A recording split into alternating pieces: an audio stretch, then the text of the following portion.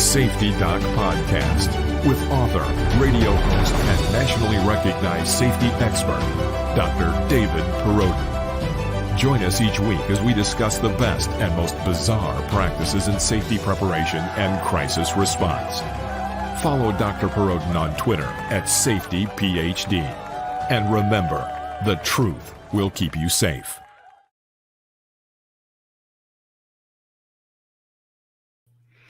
Hey everybody, it is your good friend Dr. David Perrodin from down here in the North Star Recording Studio, wishing you a happy Monday, March 21st, 2022.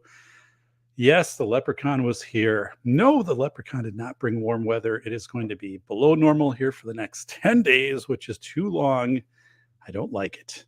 But got my bike tuned up yesterday, so I'm ready to roll. It's going to be a couple more weeks yet, because it's cold here. So in the background, you're going to see, and you might see over here, I guess, both of my books. So I modified the stands to minimize the reflection, although the camera's not focusing in on those right now. But a welcome here, first of all, to Flying Rich, Toy Town Inc., Solitude Surfer, Vanessa, CNT. Hey, welcome, buddy. Robert Ribbit Harrison, Zero Weight Oil. Which reminds me, I need to schedule oil changes for both of our vehicles. So got a note on that. And we don't put on a lot of miles. So that's, anyway, that's coming up. Vanessa. So, hey, welcome. And our good friend Zippy. All right. So, yes, welcome to the show. Today's title is Crisis versus Chaos, Bifurcation, and Strange Attractors. Don't let those terms freak you out. I'm going to go through, talk to you, about what those are. Some of you already know that, right? But but we're going to break it down. And these are terms actually, I was familiar with bifurcation. I wasn't familiar with strange attractors until I wrote my book and talked to people about it and how to apply it. So, but I wanted to spend some time, and I'm going to do a read from The Velocity of Information today. So, which is a good transition to right here. This is an awesome book, The Velocity of Information. Order it. It is in paperback. This is hard copy. It's also an ebook. So yeah, this comes out officially April 1st. But if you order it now, then yeah, it should ship on close to April 1st. So I've noticed like these are showing up in libraries across the country. So I have like this interface where I can check where my books are. Some of them, but some of the places where they're at, but it's already appearing in libraries. So I've got my copy, and then I donated 2 copies on Thursday. I donated 2 copies to our library in my town. We have a beautiful library, absolutely beautiful. It was built about 20 years ago, and then it was basically like double in size a couple of years ago. But just really just terrific layout. And it's in a part of town where if you leave the library, you're a block away from the River Walk, the Wisconsin River Levee Walk. So it's really cool. And you get to go a couple blocks, and you're at a canal in my town here that's 200 years old. So parts of this canal were preserved, used to connect the Fox in Wisconsin. So you could go from the Atlantic to the Gulf of Mexico right through where I live. But anyway, I want to show this to you. Whoa, I almost lost my voice there. But this is my boy. I know this is the newspaper today.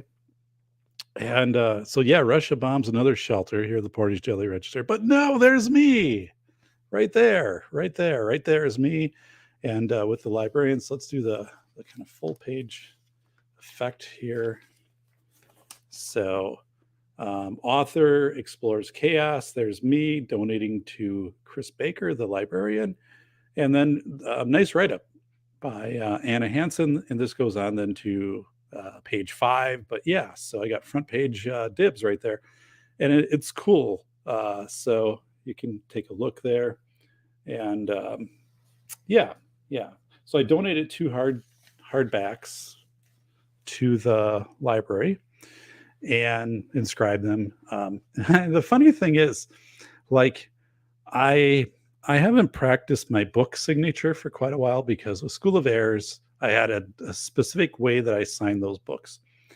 And so when I signed both of these books, it's more like I'm signing, it was more like signing a legal document. Like, um, how should I say, it didn't have the flair that was there for my typical signatures.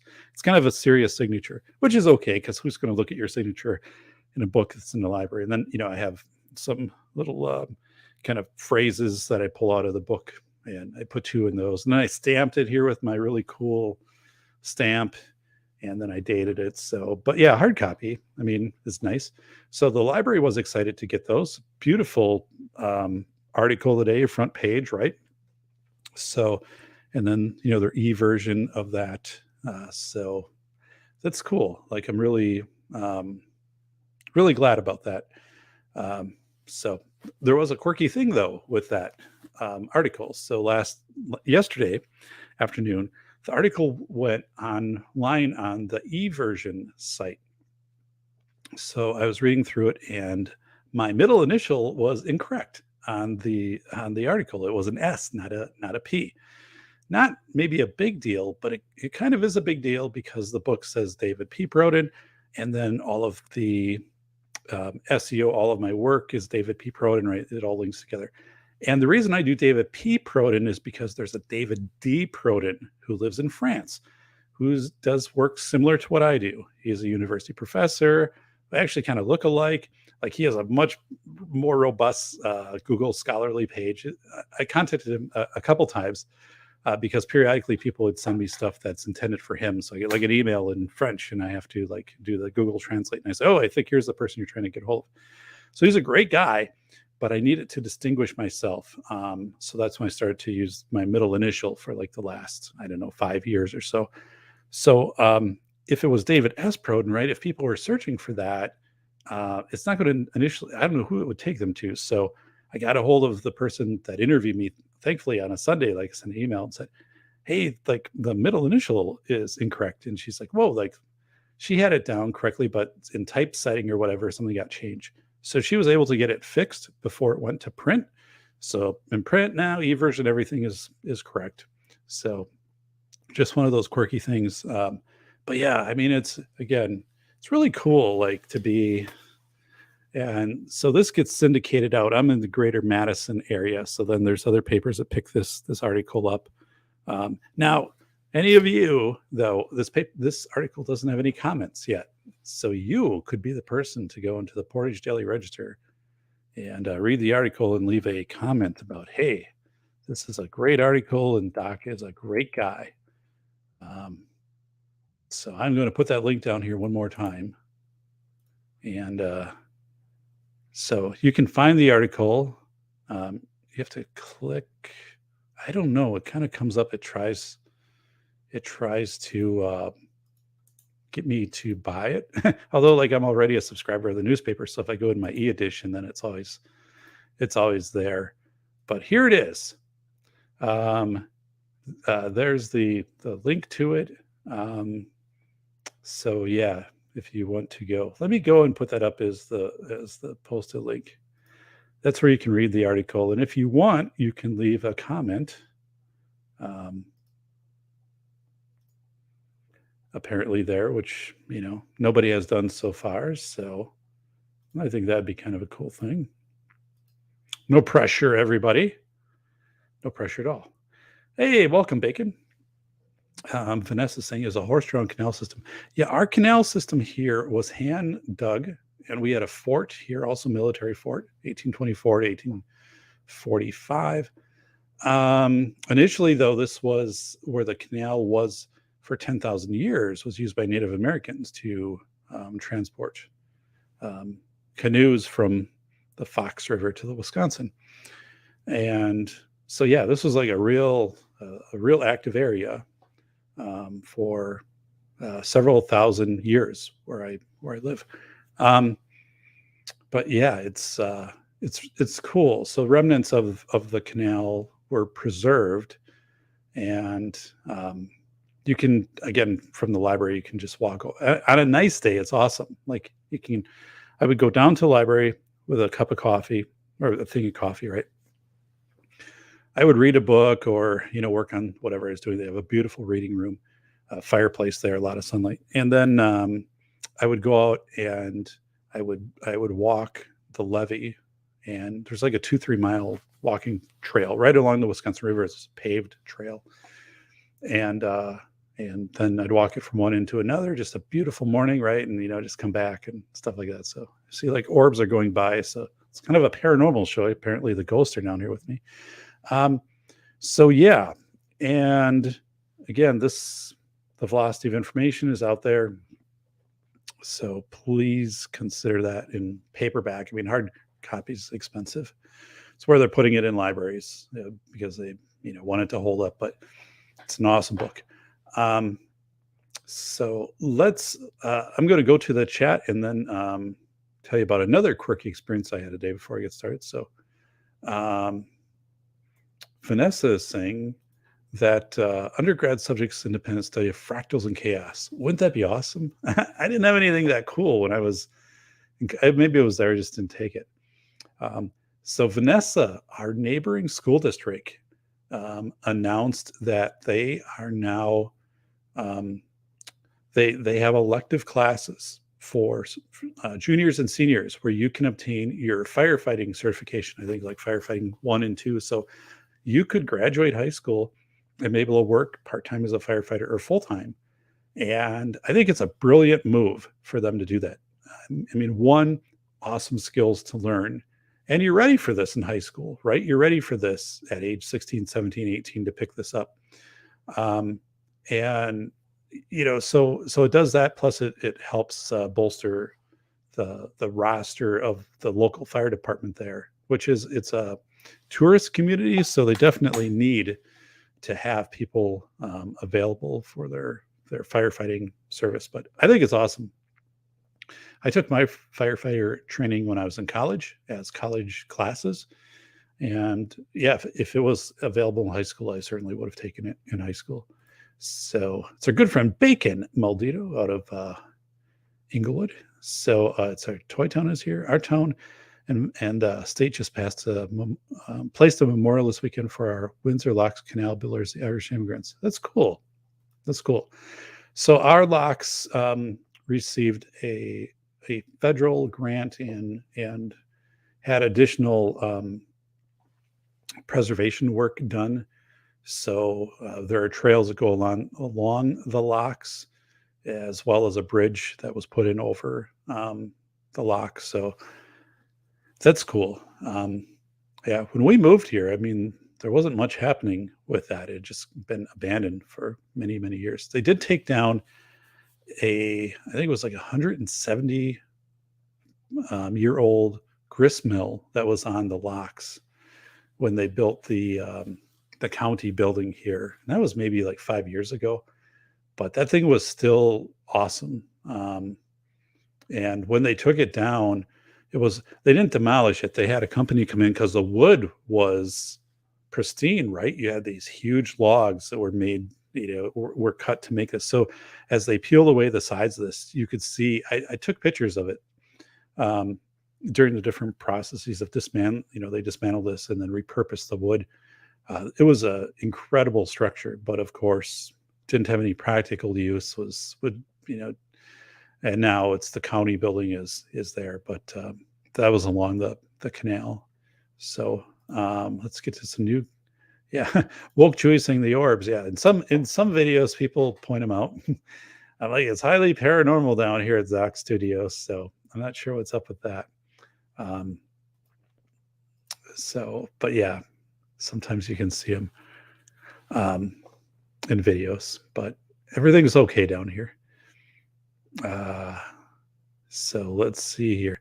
Vanessa's saying the canal still feeds water to the paper mill. It's the oldest in the country. They held the patent on tea bag paper during 1938. Wow, very cool. So I also had not an interesting experience, but so today I'm watching the recycling truck go by because we put out our recycling and our garbage this week, and like next week it's garbage, and the following week it's garbage recycling. It's bins from the city, or the county, I guess. And I'm watching this, and they come, because as soon as they get done with it, I want to bring it in the garage, like as soon as it's empty. So they go to our neighbors, empty out theirs, and they drive past our house, go to our other neighbors, and they empty theirs. I'm like, why do we get skipped? Like, that's weird. I've lived here 20 years and we've been skipped once. So this made it twice. So I went inside, and then the truck just kept going. I went inside and called the number for the county, and I said, hey, like, we were just skipped. And so this person in real time was talking on the phone to the driver, and the driver said, no, he stopped and picked your stuff up. I'm like, no, he didn't. I went out there. It's like all in here. And I'm like, it's loose stuff too. There wasn't like some piece of big cardboard holding everything in where it didn't fall out. He drove by. So she's like, oh, okay. Like, he'll come back and get it. And 2 minutes later he's back. And yeah, but I was just like, that was weird. I mean, what was up with that? That was something Zippy would do. So, yeah. So yes, things are going well here. It's cold. So I am narrating not Velocity of Information. I'm narrating School of Airs, and I am about 20% done with it now. So I do that on Wednesdays and Fridays. There's a recording studio in my hometown. I'm very blessed, right, that it's only a mile away from where I'm at. And then I go into the booth and have an iPad and just continue reading the book. So that will be done in May. We'll have that done.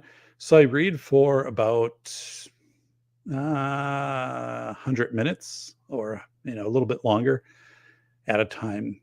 And it's not that smooth though, because the audio engineer has the script, and he's going line by line as I'm reading, and he'll stop and say, oh, like, okay, here you said this, but it actually is this. Like, I said instead of the or something. So we go back and we record it, or else I'll mix up something and I'll say, okay, I have to start over. And it's interesting how quickly you learn. I was nervous. I still am nervous. He's a great guy. And none of, that's not intimidating. It's just, I'm not used to reading, pages and pages and pages at a time. And so when you read, like, you're typically not reading a book out loud. At least you're not reading, 30 pages of a book out loud. So when you see a comma and a period and stuff like that, like where to take a pause, you do that mentally. Now, when you do an audio book, like, that doesn't work that way. You have to go in, and if you have a longer sentence, like, you have to mark where you're going to take a breath. So to mark up a script is a pretty complex process, especially when you don't really know what you're doing, like me. So I had to learn it. And when I started narrating the book, I started in the middle, because I knew I would get better as time went on. So then, then middle, and then kind of went back to the beginning and worked through. And I thought, well, in the middle, people probably wouldn't recognize that, I wasn't quite as crisp and, I don't know, energetic with my presentation. I don't know. They would just think, oh, Doc is getting more serious at this point. So that's kind of worked out. But anyway, so I'm narrating, and the book will be distributed through Findaway Voices. Hopefully. So when I narrate, like, I really hydrate like crazy, and I bring in a lot of water with me. So every 10 minutes, I'm taking a water break. I also bring in Three Musketeers, the mini bite-sized bars. And the reason is so I'm talking to other professional narrators, right? Friends of mine who like do this. And they said, your glucose levels, right? Your brain, when you're reading, that if you're to do like a scan, your brain is burning up calories as you're reading. So you need to replenish that, because your basically blood sugar levels will drop the more you narrate. And that's true, because like Einstein would do that. Like, Einstein was eating sweets all the time because it was burning up the glucose in his mind. Your mind would just consume those things. So I bring in little candy bars. So then I'm periodically doing little candy bars plus water to keep that up. And I practice most nights. I'll read for 40 minutes and then I will play it back and listen to it like what I'm going to read in the future. So it's much harder than what I thought it was going to be. It's actually the hardest thing I've done in like 10 years. Like I presented on PBS before a live audience where you have to like hit exact timing and stuff like that. But that's fine. Like I don't no problem on that. But I am just crazy. With this audiobook it's hard to do because it's so not, my voice sounds good. It's just I'm not used to doing that. Like so narrators, it's a real skill. The velocity of information as a professional narrator, but still, it's going to be really good when it comes out. So that'll be out in summer and available to libraries through Findaway Voices and Audible and all of that type of stuff. So anyway, I'm looking forward to it. My graphic artist and she rebuilt the cover a little bit because it wasn't showing up with a lot of contrast. So once the audio engineer started to render some of the files with the metadata, he said, hey, like, here's something you might want to consider, because the original image had School of Errors in red on a blue background. And of course, when you bring that up like on your car, it's just, those screens are good, but they're not as high def as like an iPad or something. So it kind of blended in a little bit. It wasn't easy to distinguish. So we changed it. So now it's white. And I think it looks really cool, but I'm going to wait a little bit, kind of just make sure I'm set with that. And then I'm going to have that made up because I have wall art with my old version. I don't know what to do with. Like I could sign it and give it to one of you. I could send it off to one of you. You could have the audiobook cover signed by the only one, the original version signed by me in marker. So, but yeah, so I have a whole bunch of books like on their way to me, which is good. So, but yeah, so let me go through here. So Vanessa saying, all that skill and knowledge you are learning reading the book to audio is it is. I don't have the ability to like be a professional narrator, but I am glad I went through this process of narrating my own book because one, it's kind of a legacy thing, right? Like it'll be out there forever for my kids or their grandkids or, family or something. And I think that is important. Second is I learned a lot through this process, how to work with a recording studio, how to mark up a manuscript for narration, which is complicated. It's not easy to do that. How to work with a distributor, how to work with Findaway Voices, which is awesome, by the way. Findaway Voices. So Findaway Voice, you have like ACX, which is Audible, Amazon. Findaway Voices is another. The reason I went with Findaway Voices is they distribute to libraries. I don't know why I'm losing my voice. I shouldn't. It's humidity, but Findaway Voices has been absolutely awesome to work with and was recommended to me by other narrators. So my book will still appear on Amazon Amazon, Audible, all that. But with Findaway Voices, it also shows up in libraries. So good thing. But yeah, how to work with Findaway Voices, how to create the files, the metadata, all the stuff, how to get an ISBN for an audiobook. So much to go through, but again, I'm glad I did it. Like it's all been a good experience. But it's so weird because the first session I'm sitting there, I'm just nervous, booth, and making a lot of mistakes. And of course the audio engineer is awesome. He fixes all of that stuff. And then, I progressively have improved, getting more comfortable with it.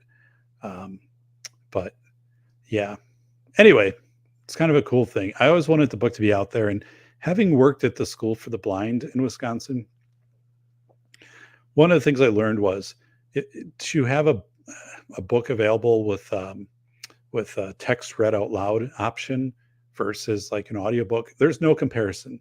So my friends who are blind, like I asked them, I said, would this book be significantly better for you if it was available in audio, if I narrated or somebody else did? They said, yeah, obviously. And I'm like, okay, then I'm going to, stick with it and make sure that it gets out there in audio format. So,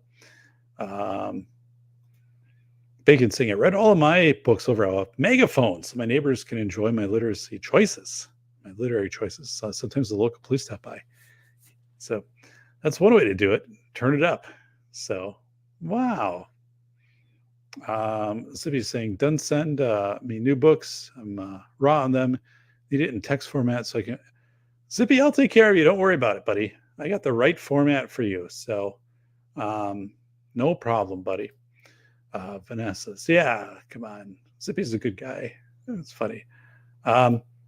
If you do book signing, I appreciate that, Vanessa. So I don't know. I mean, it kind of it was a weird thing. Like in early, I don't know, like January, right? December, January, when we start to look ahead at maybe setting up some book things.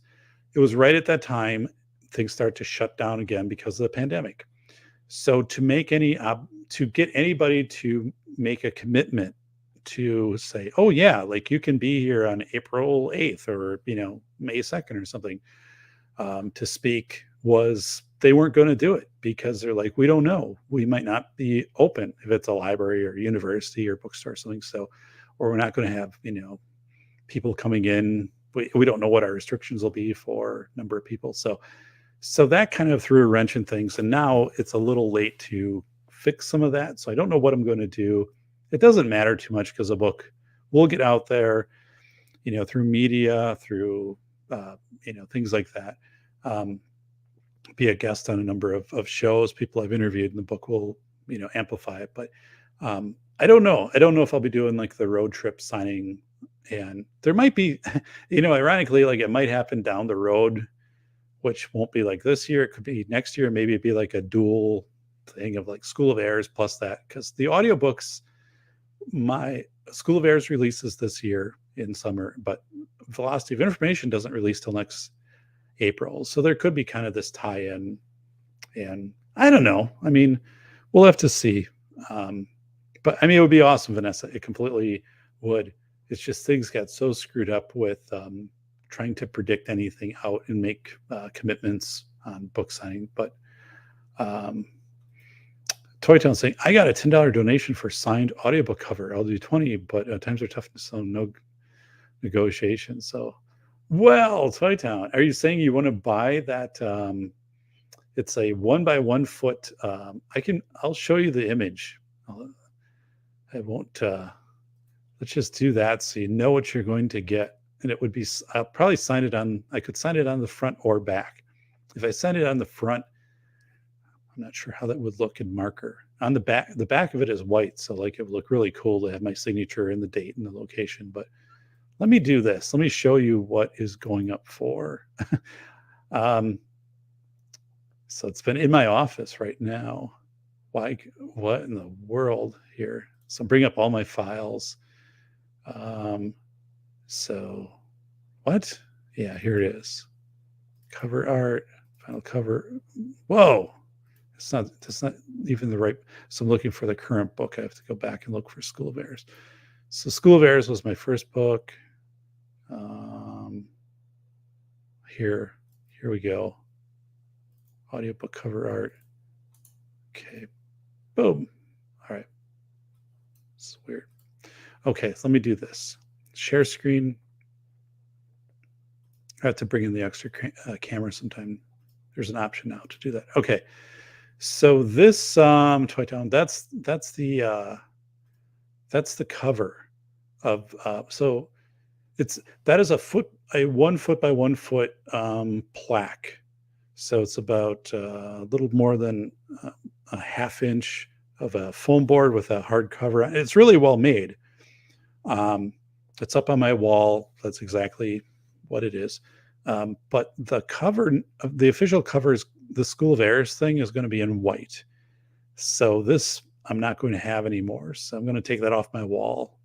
But yes, I would be willing if anybody. I don't think it would be that much to send domestically if I package that thing up either. But it's up to you. I'd be glad to sign the back of it to, sign it, marker, the date, the location, all of that. You could put up on your wall. This would be a one of a kind because this is the audiobook cover for School of Airs, the original that will be changed now. This is a one-time thing. So on what is that, Roadshows Antique or whatever thing. So whoa, there's my show notes. Yeah, like 100 years from now, that thing will be worth money. That'll be bank. So yeah. So Vanessa's saying I can send you audiobooks. I apologize. Oh yeah.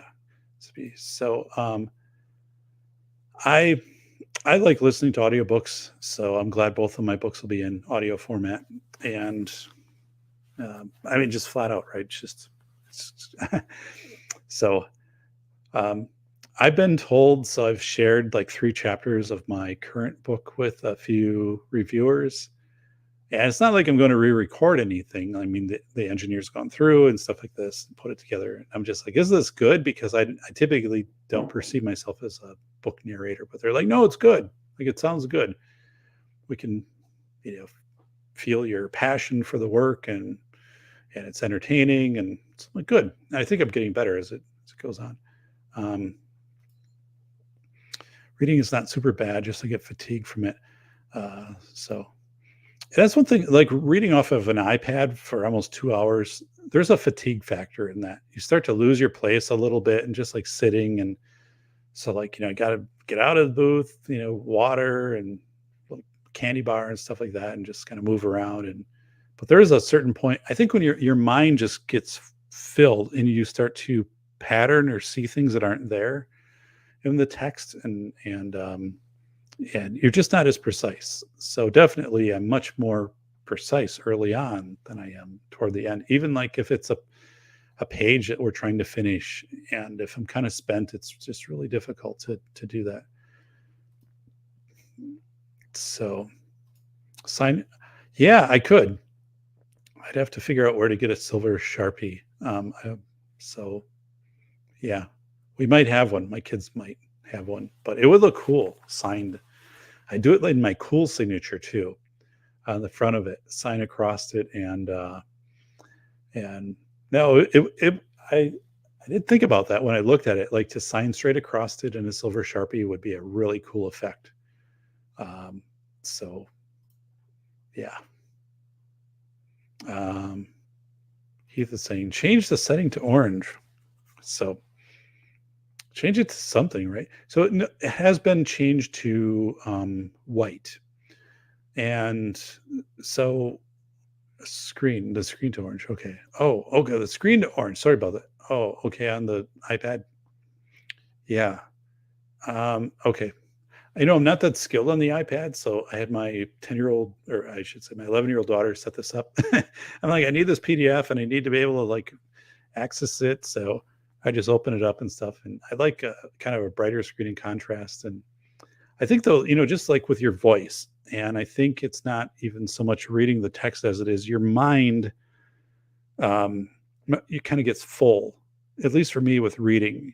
And also like I know the content, right? Like, so I take a little bit of shortcuts. Like I kind of go like I'm talking to an audience about it, but you can't do that when you're narrating. It has to be word by word. Anyway, it's going well. Like I'm improving. It's getting much better, and it's exciting to get to this point where it's like, whoa, like this audiobook is going to be out, and I narrated it. So, first narrator credits, but. So yeah, yeah. No, I got Heath. You're right on, and that was one of the reasons why I use our newest iPad, because it has a really high contrast level, which helps me when reading. I benefit from a lot of contrast. So yeah, I would I would love.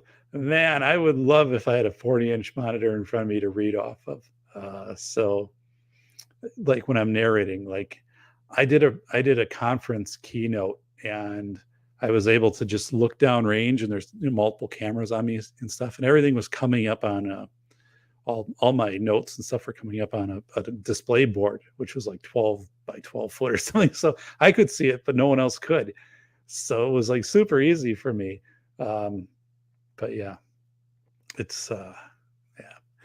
So those are, kind of things going on here. And so crisis versus chaos. Let's get into that. What is crisis versus chaos? First of all, we have 15 thumbs up, so I appreciate that. So thank you very much. Crisis versus chaos. These are terms that people tend to um, weave together or use them as, I guess, the same term, right? And crisis and chaos are two different things. So, um, but before we get into that, let's do this.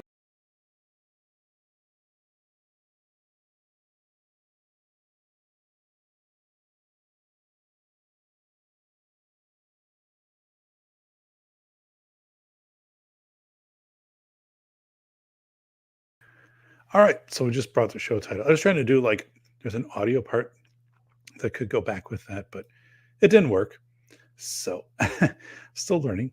Um, okay, crisis versus chaos. So I'm going to read, my notes are over here on the left. And at some point, I'm going to go through and read a couple chapters out of The Velocity of Information. But people think crisis and chaos, just if you stop people, right, person on the street, what is crisis? What is chaos? And you kind of like put all those definitions together that people come up with. They're pretty much the same. A disaster, like a tense situation, things are going wrong. But the truth is, crisis is different than chaos. Okay. So let's get into that right off the bat here. What is crisis? Okay. Crisis implies a decisive point in a dangerous situation with anticipation of an abrupt change to the condition for better or for worse. Okay. So something is going to change quickly, and it's going to either like resolve itself or it's going to get worse. So typically in chaos, you don't think things are going to get better. You think it's going to get worse. But so in a crisis situation, it's like, okay, this is either they're going to rescue the person or the person is going to fall off of the cliff, right? One of the two. So it's either going to get much worse or it's going to get much better quickly. That's the first thing. So crisis is often of short duration and will have identifiable turning points. So it's rare to have a crisis which lasts for days or weeks or months. So if you say like climate crisis, you'd almost be saying climate chaos at that point. But anyway, it's of short duration. Most crisis events are short duration. Might be minutes, right? Hours or something like that. Crisis, and it has an identifiable turning point. Again, a crisis. Will a dam hold or will it fail during a flood? So you're like, okay, we don't know. We're going to watch in the water, and eventually, at some point, 20 hours in, the water starts to go down or the dam holds and everything. You're like, okay, this is the turning point. We're beyond the crisis situation. So it tends to be scale in a predictable manner. So again, crisis situation, you would expect, you could kind of predict where it's going to go. Again, let's use that example of a flood. So as the water would increase, you could have some reasonable expectation of here's what's going to happen next. Either, a dam or levees or things like that will hold, or if they do fail or whatever, or hurricane or things like that. So you have some predictability in this, which you're going to be pretty close on. Things aren't going to go all haywire in a crisis. You're going to have that pretty well figured out. People believe their own actions might resolve a crisis. So this is probably the biggest thing. So if I tell you, right, that in the next 60 minutes, boom, there was a meteor detected. It's coming straight at us. Straight at us. Heath, Zippy. And you'd be like, whoa. So there's not much you can do. So that would be considered a chaos situation.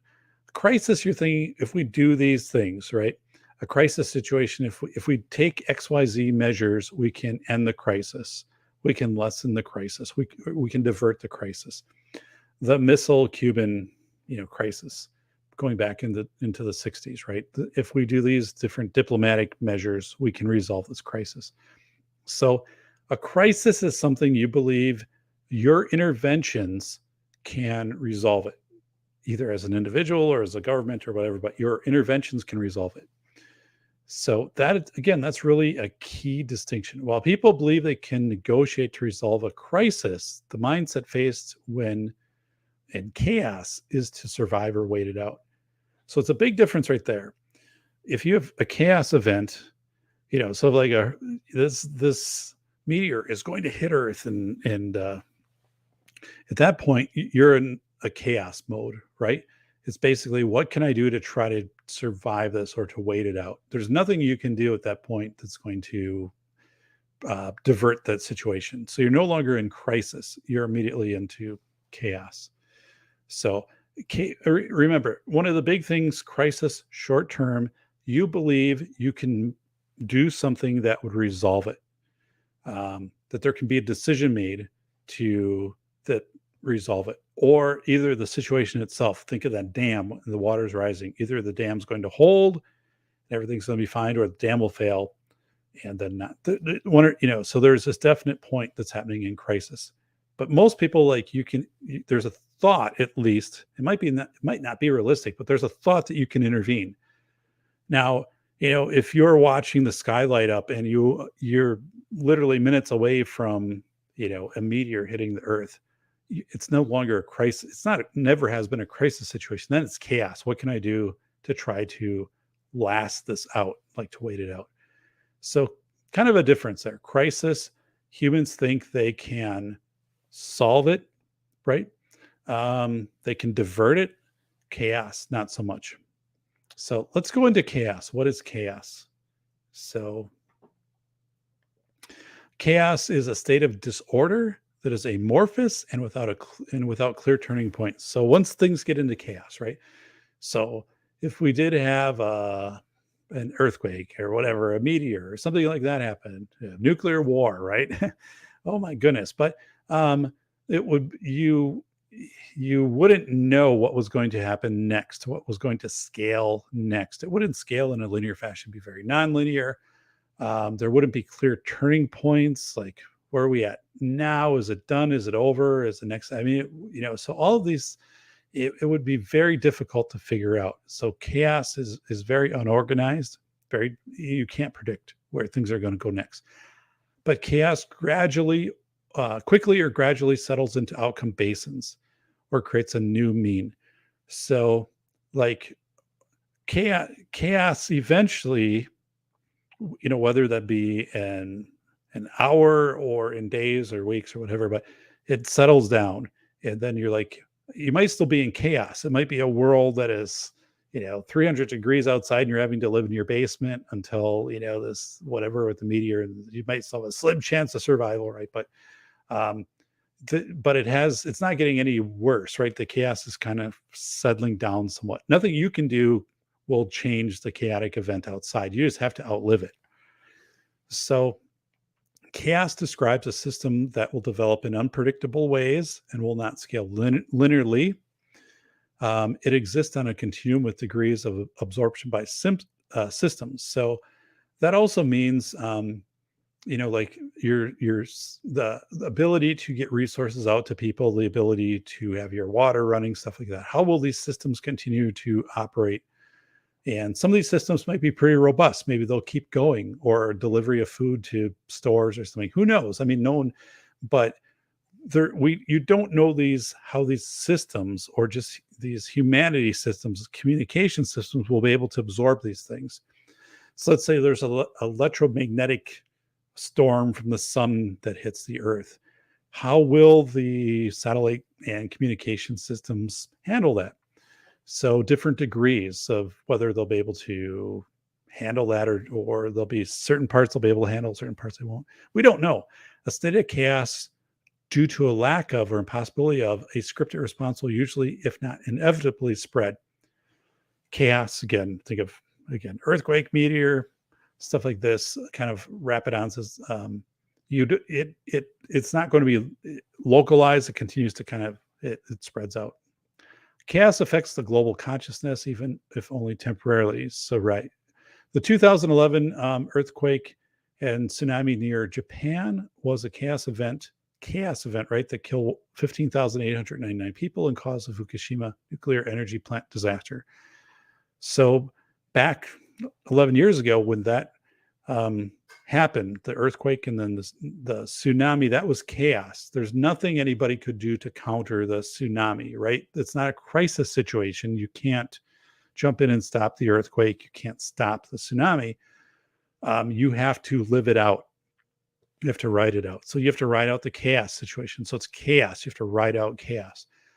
And then eventually, right, it settles in. The earthquake had a lot of after tremors, but eventually it settles down, right? So it's an outcome basin that you're in. It settles down.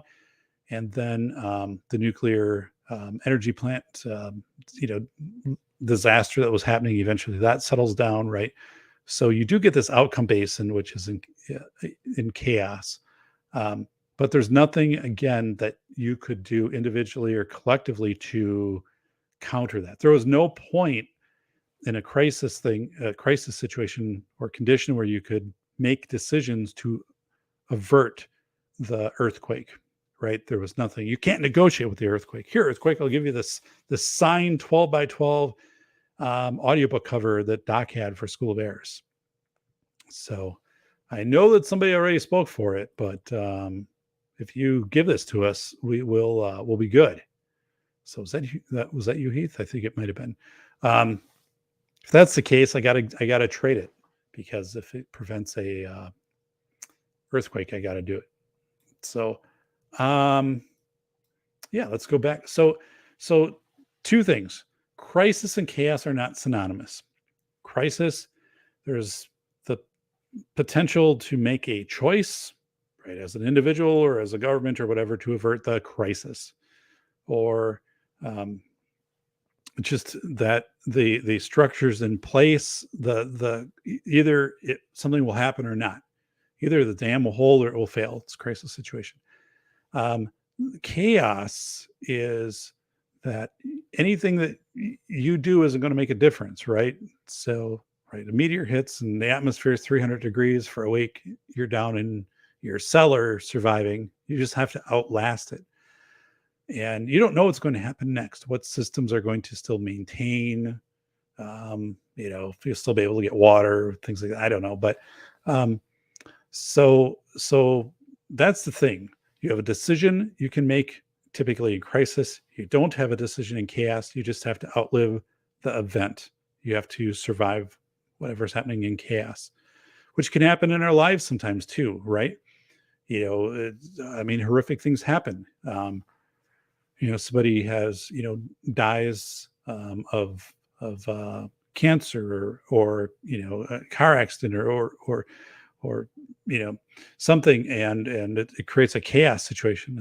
I guess especially if it's acute, right? If it's short term, it creates a chaos situation, and then you have to live through that, as painful as that is, to try to get your footing and get to this outcome base, and then move forward.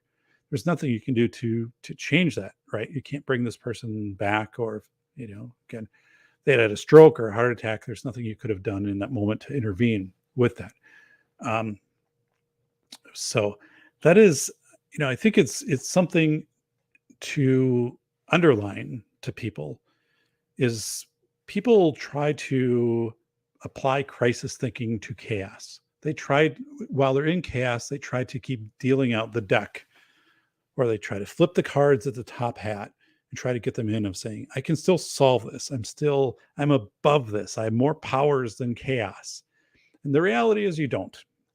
And you're wasting time. You're giving false hope to yourself and to others, when you just have to get through that. You have to go into survival mode. You have to make your decisions of saying, I'm in this outcome basin of chaos. I need to continue to get through this. As chaos exists and as chaos will dampen out eventually, it'll kind of regress to the mean. I need to be there on the other side of it. So that's a big thing. And if you can recognize that in other people, and tell them, that that's what's happening, because people don't identify this, right? When it's happening in real time, they don't see that. So you can be an asset to them and say, here's the difference between crisis and chaos. And as I see things, as I observe things, you are in a chaos situation right now. And so don't try to fix or to solve things, right? They can't be fixed or solved. Like, again, somebody dies of a heart attack or a car accident. There's nothing you can do at that point. For crisis, you're in chaos. You have to let the time pass and the outcome basin to settle and then to move on. But people, think, well, if I would have only done this, or if I could do this now, or if I could do this, it's like it doesn't. Once you're in chaos, crisis thinking doesn't help you in chaos.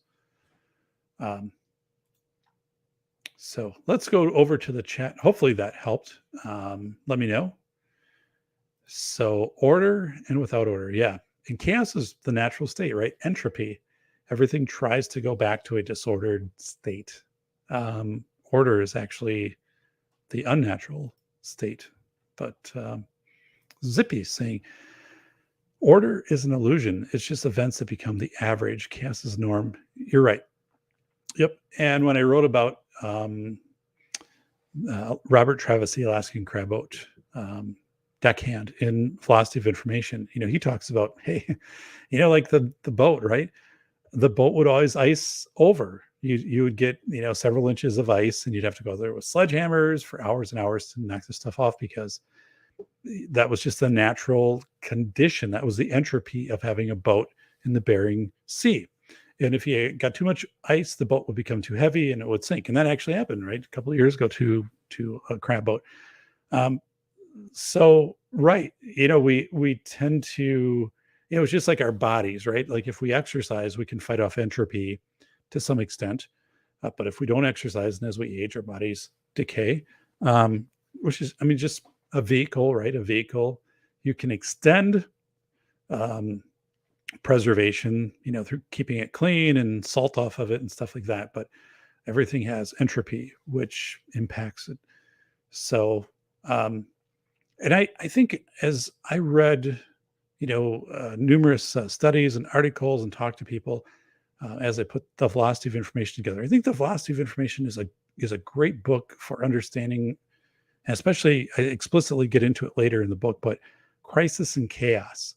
And as the events of the last 2 years, what is a crisis and what is chaos? What can you control? What can't you control? And if you try to impose control over something you can't control, everybody woke up in March of 2020 deemed essential or non-essential. You couldn't control that.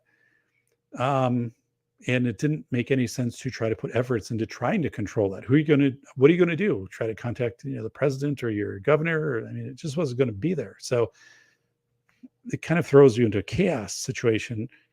So then how do you navigate within that chaos situation? So, and I think it makes people languish. It makes people depressed. It makes people feel powerless when they try to make decisions in a chaos situation that they think will end the chaos, and it just won't. So Heath Bacon said, if I found out a meteor was coming in the next 10 minutes, I'm chugging all of my EDC bread. Yes. Bacon. Oh my goodness. Yeah. There was that movie. I don't know what the name of it was. Stephen Colbert was in it, but it was a meteor that was going to strike Earth. And I think there was something like 10 days notice. Basically, there was nothing that anybody could do, and it was made public. So then this whole movie is about that. It came out maybe 10, 15 years ago, of just how, society reacted to that. Again, in a movie perspective. So, yeah, I don't know. But I think right now, people mix up they don't interpret chaos correctly. They interpret it still as a crisis situation. We saw it on 9/11 in the Twin Towers, people staying, at their desk, saving files, kind of this normalcy bias, right? Of no, this isn't as bad as whatever. And so normalcy bias maybe tends to drift people back to crisis where they think their decisions can change something. But you have to authentically recognize when you are in chaos and what that means. So it's our good friend All Pro Lemonton. Welcome, buddy. I got my bike serviced this week, tuned up, but I can't ride because it's only 40 degrees here and raining. Sucks. Andrew, there's going to be a lot of Democrat voters if Meteor takes Earth out. So, oh my goodness, Andrew. Zippy, Bacon, the world is ending. I'd be more like, about time. Goes back to playing a Souls game. Oh my goodness, Zippy. Come on, buddy. Heath, this is that. Then this is in sequence. Yes, you got it. Zippy, systems are made by humans that don't live in the real world. Thus, people on the ground feel their way out of the worst of chaos. Look at 9/11. Yes. And let me go down here. Vanessa, Zippy wrote to Vanessa, looking at nature is more like averages, while chaos is more everything. That's a good way to look at it. Yeah. Yeah. And again, it's perspective, because we tend to view chaos, right, as humans of we have a lifetime of 80 years on this planet. So we see a very small sliver of something, and say it's chaos. So All Pro Lemonton, I heard a guy who was in Tower 2 said people are still working after Tower 1 was. That's true. I wrote about it in my book, School of Heirs. There are a few chapters on 9/11 and the Twin Towers. And yeah, that's absolutely true. Documented that people were still saving files before they would leave the building. And several hundred people who spent their time doing, stuff like that.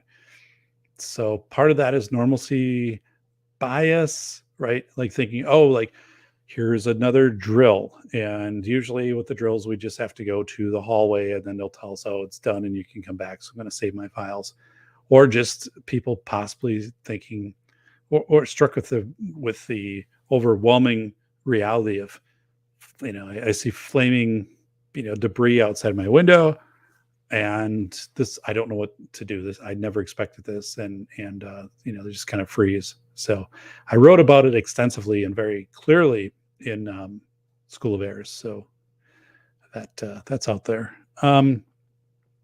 Let's go and talk about a couple other things. So we have chaos and crisis. So, that they're different, right? Let's talk about hard or soft bifurcations. So it's kind of crazy stuff. What is a bifurcation? So if you think about it, a bifurcation is kind of just like a turning point. It's when something happens. So there's a parameter. So here's an easy bifurcation, right? 32 degrees Fahrenheit is the bifurcation for melting. So, right, if you have water, it freezes, and below 32 degrees Fahrenheit, it's going to be ice. At 32 degrees Fahrenheit, it is going to now transition into a liquid in typical situations, right? So that's a bifurcation point. And bifurcation can also be stress points, right? If you have a boat, right?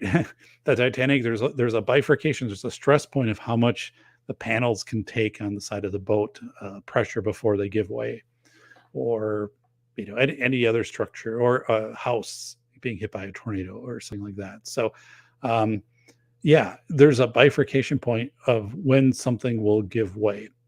So let me read this for you. So a crisis can be characterized by a bifurcation, which is a parameter-independent change in dynamic behavior. So again, just think about temperature.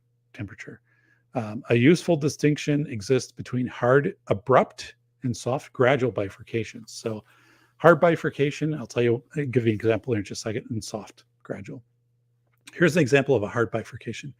The ice on a lake slowly warms. So we have lakes around us, and they were still ice covered up until like a week ago. But hard bifurcation. The ice on a lake slowly warms, and temperature is the bifurcation parameter. Remember, 32 degrees, temperature. The ice turns to liquid. Okay, so hard bifurcation. The ice on a lake slowly warms and suddenly breaks, dropping you into a cold lake. That is a hard bifurcation, right? So you're on the ice warms, you're dropped into a lake. That's not gradual. I don't know why I'm losing my voice, but that happens quickly. And boom, it's done.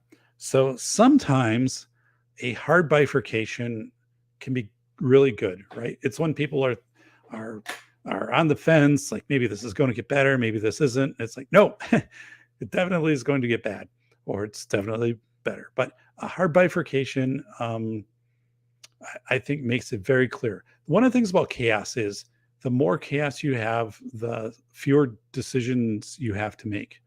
For example, if you're inside of a building, you're inside of a grocery store and there's an earthquake, your decisions aren't what type of Pop-Tart should I have. Your decision is where's the closest exit? How can I get to it? Like, that's it. So your decisions simplify as chaos amplifies. So hard bifurcation, and sometimes a hard bifurcation just makes it black and white for people. There's no discussion, right, on did this really happen or not. So that's like, if you have a tornado hit an area, an earthquake or things like that, hurricane, things like that, that is a hard bifurcation for the area. It has significantly, changed it, right? You can have a hard bifurcation happen in your life, right? Those type of things can happen. Sometimes, personally, I think a hard bifurcation is more preferable because it's a distinct marker that people can identify, and then you can change your behavior from there moving forward. So like if you fall into a lake here, this could be a bad thing. I mean, maybe you don't survive. I don't know. But so let's change this. So a soft bifurcation, think of an ice cube. Put an ice cube into a drink. Once it gets to 32 degrees, the ice cube is going to start melting. So it's gradual, right? Ice cube doesn't immediately melt at 32 degrees. It just starts to melt away. So maybe over the next hour, it's eventually gone. So if you have a soft bifurcation, the impacts are dispersed over time, right? Let's think about inflation right now. If the gas prices had gone from $2.50 to $5 over 3 years, it would suck, right? You'd be like, oh God, gas prices are going up. But that's a soft bifurcation. It's gradual. There's adjustments that you're kind of making going along the way. I'm not saying it's good. I'm just saying it's now a hard bifurcation is, from January 1st to April 1st, if gas prices have doubled, that's a hard bifurcation. Like that is a sudden change in the system. And I guess then the parameter would be economic inflation on that. So I wrote about this in Philosophy of Information with the Weimar Republic and how people get paid twice a day because hyperinflation was so crazy, pay for a loaf of bread with a wheelbarrow full of money. So there'll be people that'll argue and say a soft bifurcation is clearly preferable. So let's think about this right now with gas prices and inflation. So would it really be preferable? I would argue it wouldn't be preferable because of this. I think people now are like, this is crazy, right? That in 3 months we've had prices skyrocket on fuel, on food, insurance, and all these other things have gone up. I think that calls people to action, right? In more of a crisis mode of saying, we can do things like our politicians, or we can vote, or things like this to change things. I think if it's a soft bifurcation, I think if you spread this out over 3 years and you have, the same amount of inflation, and even though it'll still be higher, but you spread it out over a longer period of time, then I think people aren't going to respond as much, right? They're not going to be happy, but they're going to be like, well, it is what it is. And you're not going to change things because people aren't going to run for political office, right? Or or put pressure on people to change things. So, I think there's this whole argument to be made of the value of a hard bifurcation versus a soft. I think hard is clear, people understand it, like, but soft spread over time. Yes, like maybe it doesn't impact people as much all at once, but at the same time, I think then it's hard for people to track it, and people just kind of adjust to it. And even so, like if you're doing something bad to people as a government or whatever, and I'm just saying, if it's done gradually, people aren't going to pick up on it as much and respond to it if it's all of a sudden, right? So, if you increase my property taxes 8% a year versus, 30% a year, I'm going to take notice of that. Let's go over to the chat. So,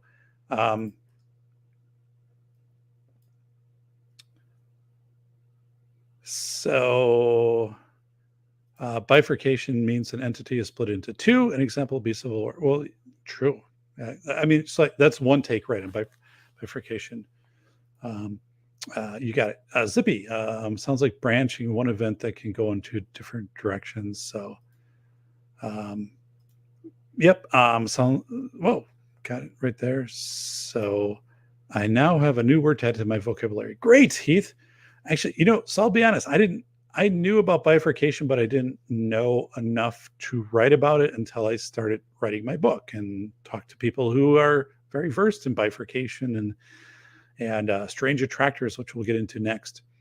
But this makes sense, right?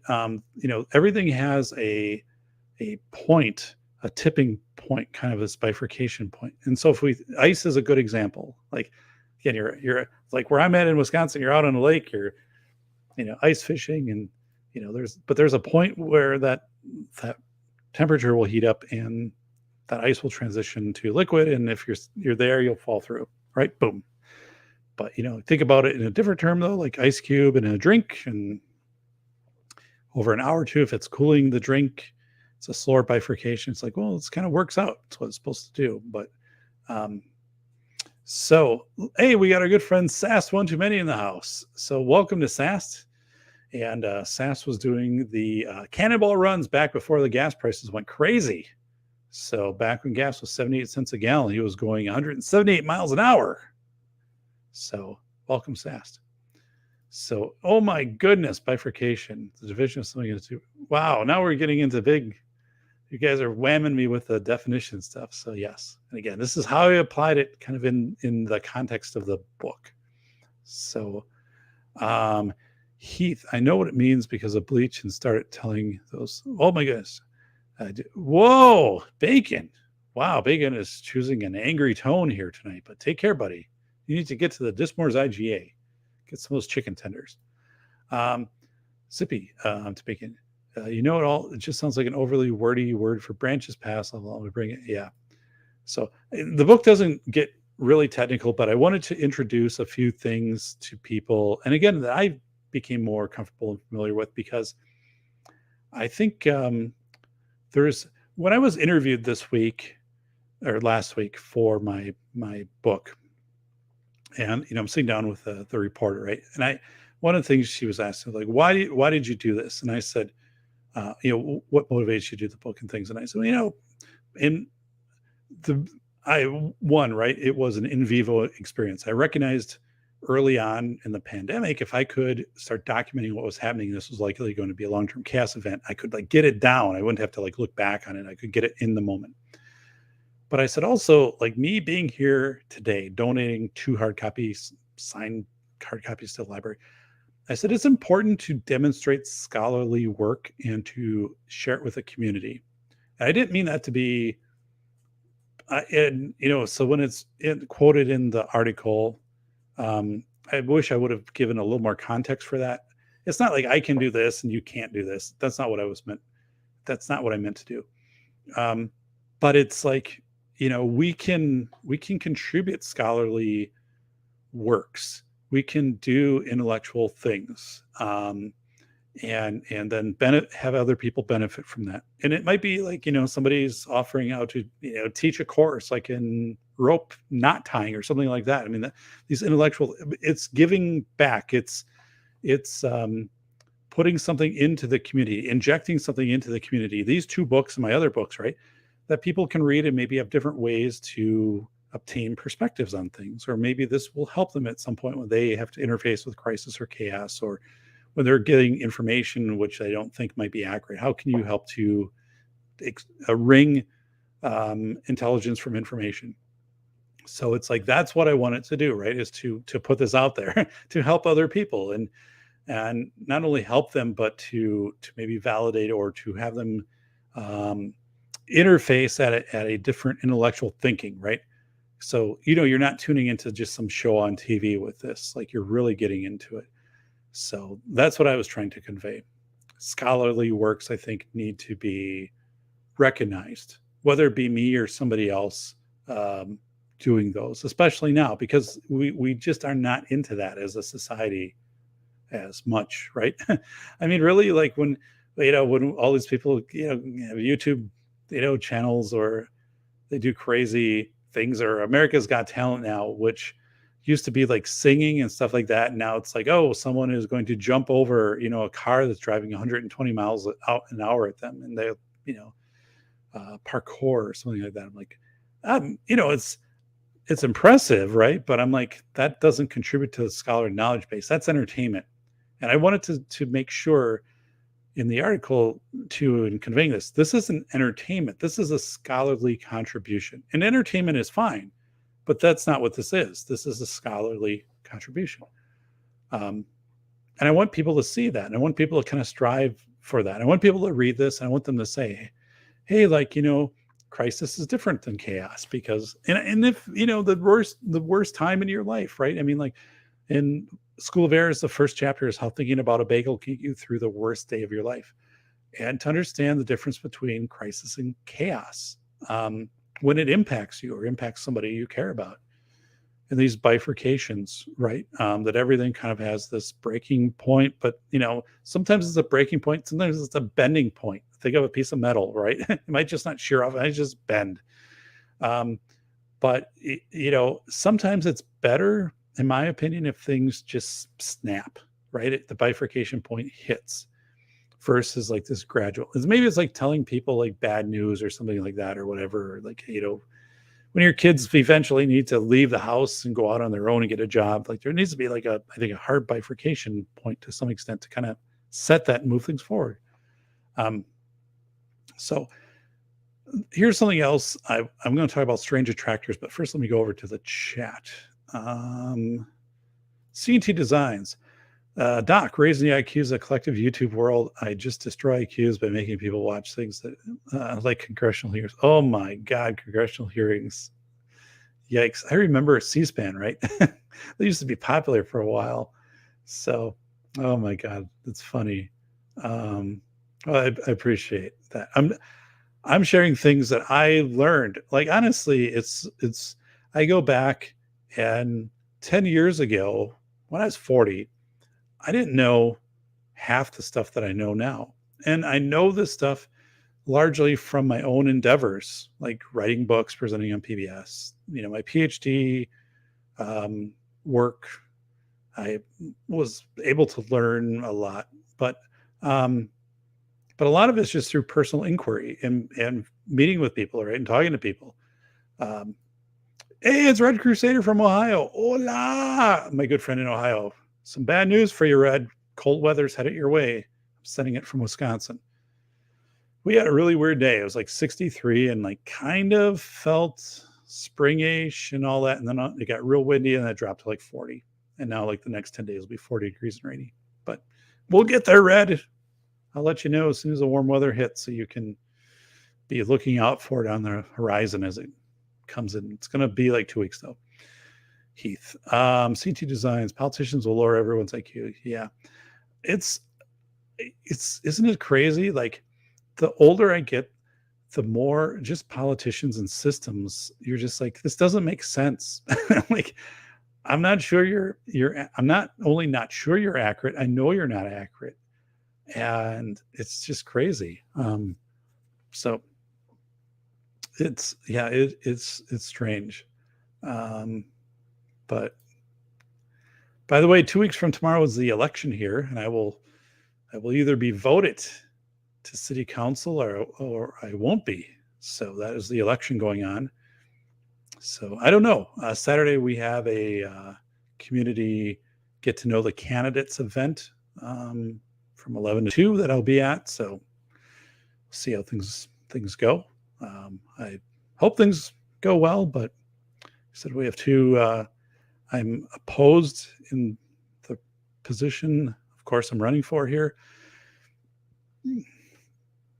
So if that candidate wins, they'll do a good job.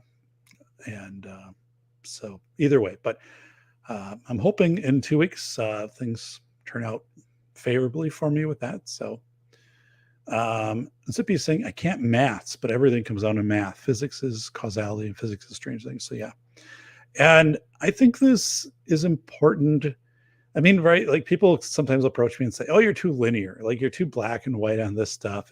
You're too objective. And I'm like, yeah, I get it. Like, and now they kind of come up and say, like, you're almost kind of too disagreeable on this stuff. Not in really a bad way, but just saying it's kind of, where you look at things. And I say, but I think I'm so much more informed. Like just feel more cognitively engaged with what's happening around me than I've ever felt in my life.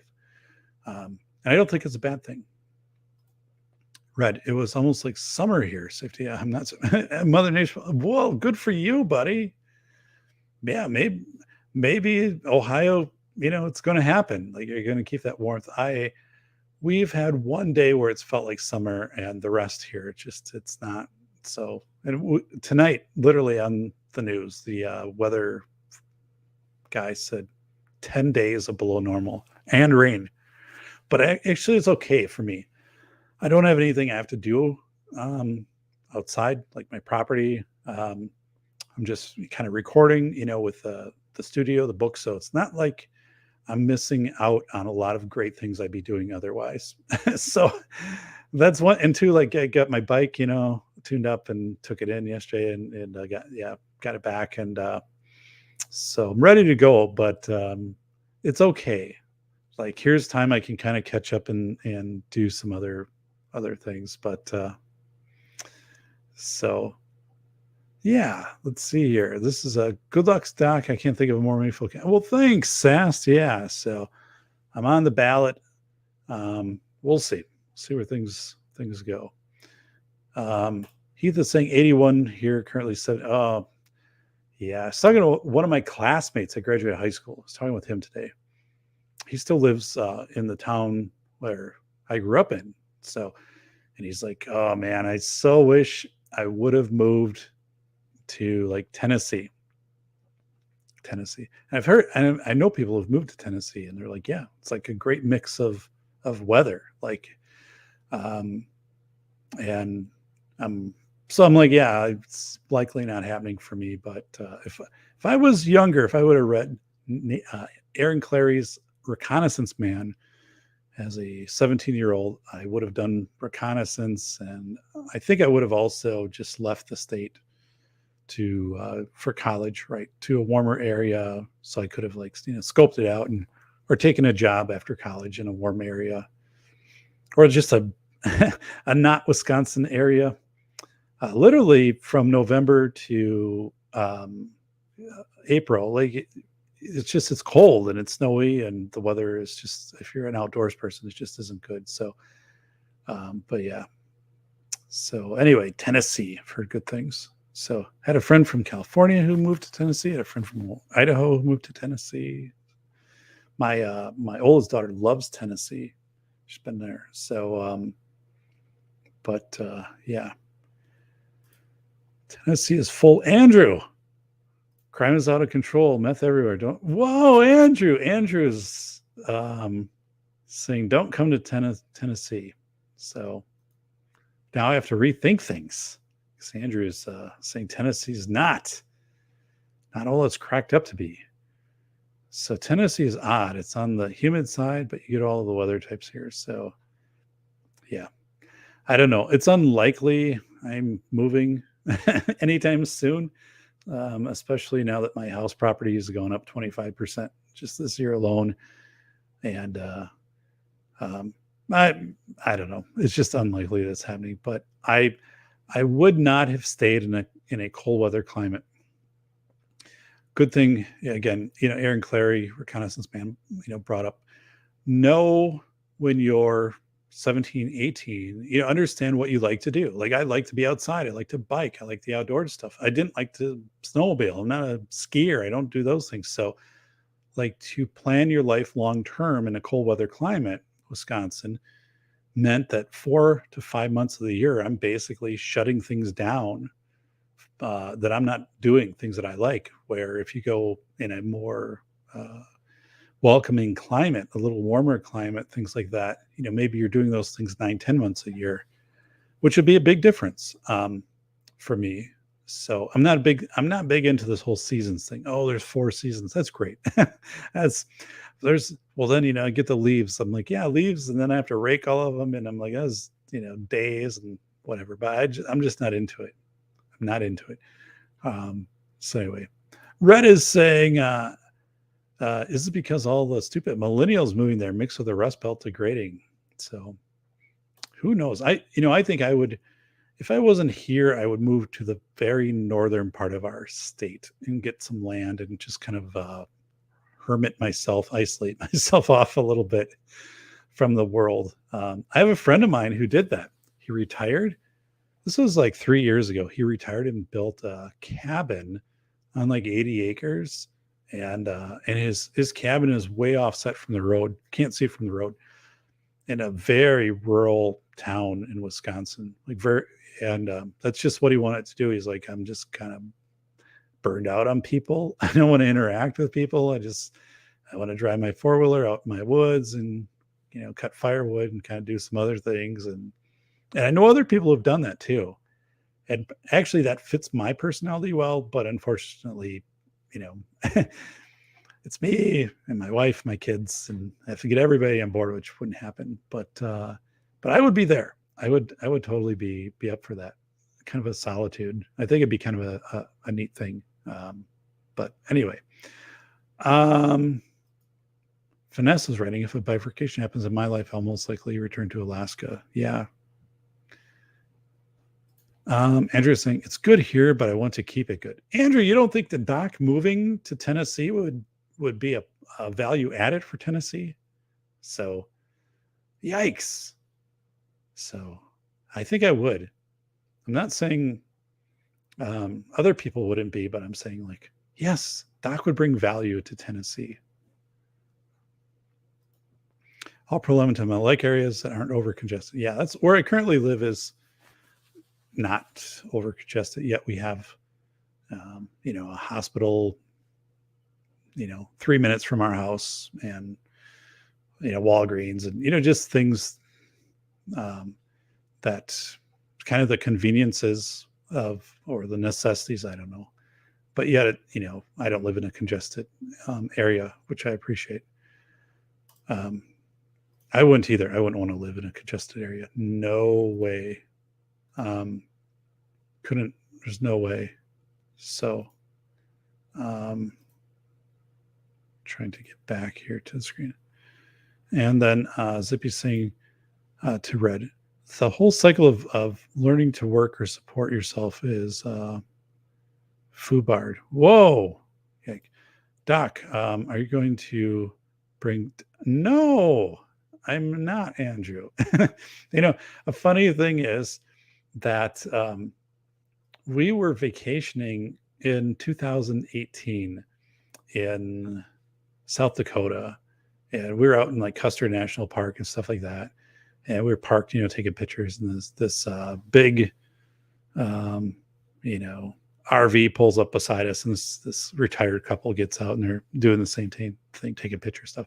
And then the guy's talking to me and stuff. He's like, "Oh, where are you? You got Wisconsin place. Where are you from?" I said, "Oh, like outside of Madison." He looks at me. He said, "Madison," and he's, or he goes, like, that's a very liberal city. I'm like, "Yeah, it is." I'm like, "But I live outside of Madison. I don't live in Madison. I don't really subscribe to the Madison type philosophy on things, but I was kind of surprised, like, the perception that I don't know where he was from, different state, but I was like, no, I said, no, I get what you're saying. I could totally get it. But I'm outside of that. No. So I'm going to wait now for the Tennessee Chamber of Commerce, for the state to contact me. I would love to come to Tennessee and to talk, to do like a couple book events. That would be good. Like Tennessee would be, I would be up for that. So anybody know a connection there, make it happen. So Man Against the Mass is saying define necessities. So I don't know who that was aimed at. I live pretty, I don't need a lot of stuff. So, I mean, I don't. So, Bacon's saying, I want to pick the worst Hawaiian island and send them all there. So, wow. So let's go to what is a strange attractor? So first of all, this has nothing to do with gravity. So it's one of the things I wrote in the book. This is something I learned of when I was writing The Velocity of Information. Strange attractors has nothing to do with gravity. So I'm just going to read my little statement on this, and then we'll get some examples. As mathematically defined, a crisis occurs with the appearance of a strange attractor. The word attractor has nothing to do with gravitation. As in dynamic systems, attractors provide a way to describe the asymptomatic or asymptotic behavior of typical orbits, meaning that one orbit has no influence on another orbit. It just is its orbit. Okay. Operationally, this means that there is a dramatic change in the dynamic behavior of the system. The present disconnects from the past, and the past behavior has little or no predictive value as the system navigates its way through a profoundly altered landscape. Here's an example, an undetected racing comet with a 20,000 year orbit. So this big sweeping comet like that, we have no idea that's out there. It's maybe hidden behind some planets or whatever. It's like way out there. Nobody knows it's out there. And suddenly this unpredicted, this comet, which has cycled past the Earth for billions of years, right? And we have no idea. Suddenly it collides with some rocks, like, out in space, a couple light years away, and it changed its trajectory, and now it's headed straight toward us. So the strange attractor is this comet that we don't even know it's out there, right? The strange attractor, suddenly it comes in and it disrupts everything, and it can wipe us out. So that's the strange attractor, right? We have no idea. Another strange attractor, hyperinflation. So hyperinflation is a strange attractor. So for an economy. So for example, during the 1923 hyperinflation crisis of the Weimar Republic, workers were often paid twice a day, and because things would change in cost so frequently, like twice a day. In addition, farmers refused to take any form of paper money for their crops because it was kind of useless.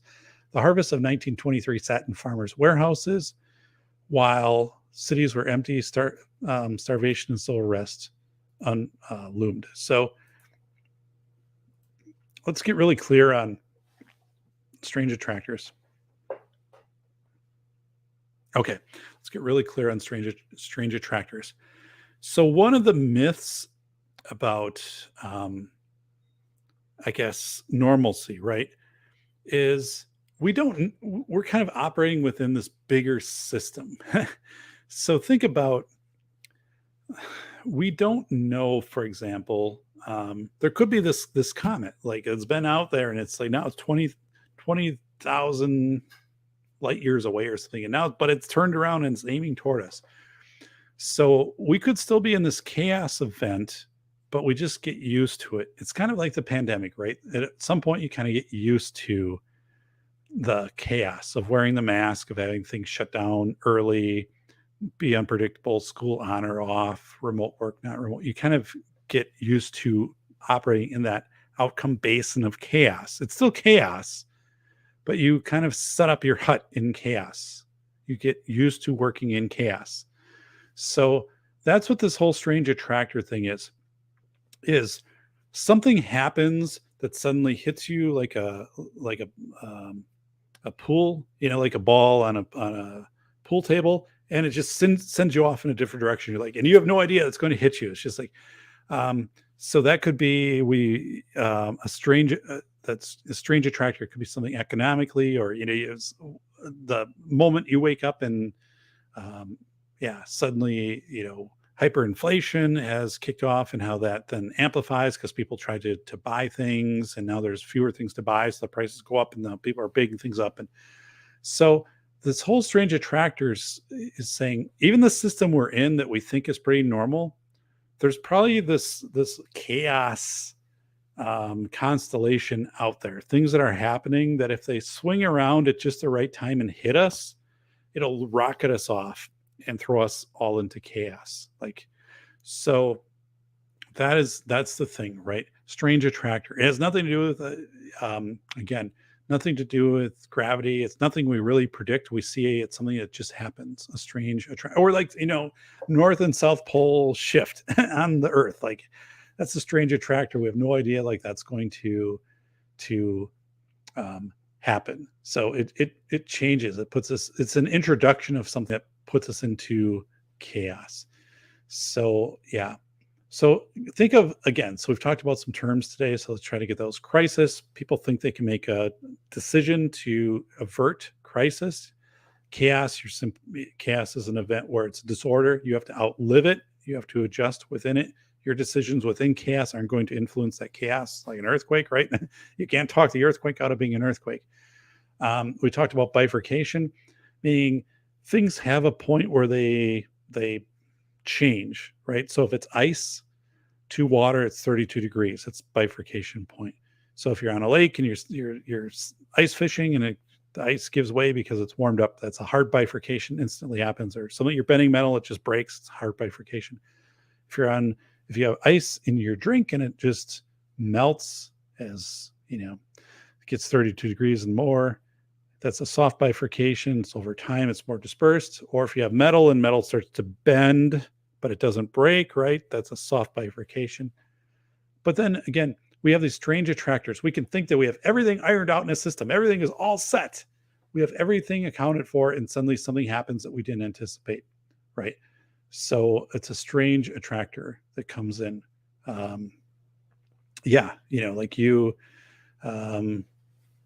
Again, comet comes around that we had no idea was out there. It's traveling at 20,000 miles an hour, and it's going to collide into Earth. Strange attractor, could be that it could be an earthquake, right? And a building falls down or something like that. I mean, there's just these things that we didn't anticipate. So, and then once these strange attractors happen, they change the orbit of our system. So we can no longer function within whatever our daily routine is, or our societal routine. We get bumped out. We have to create a new routine. So like a strange attractor would have been the attacks on the Twin Towers on 9/11.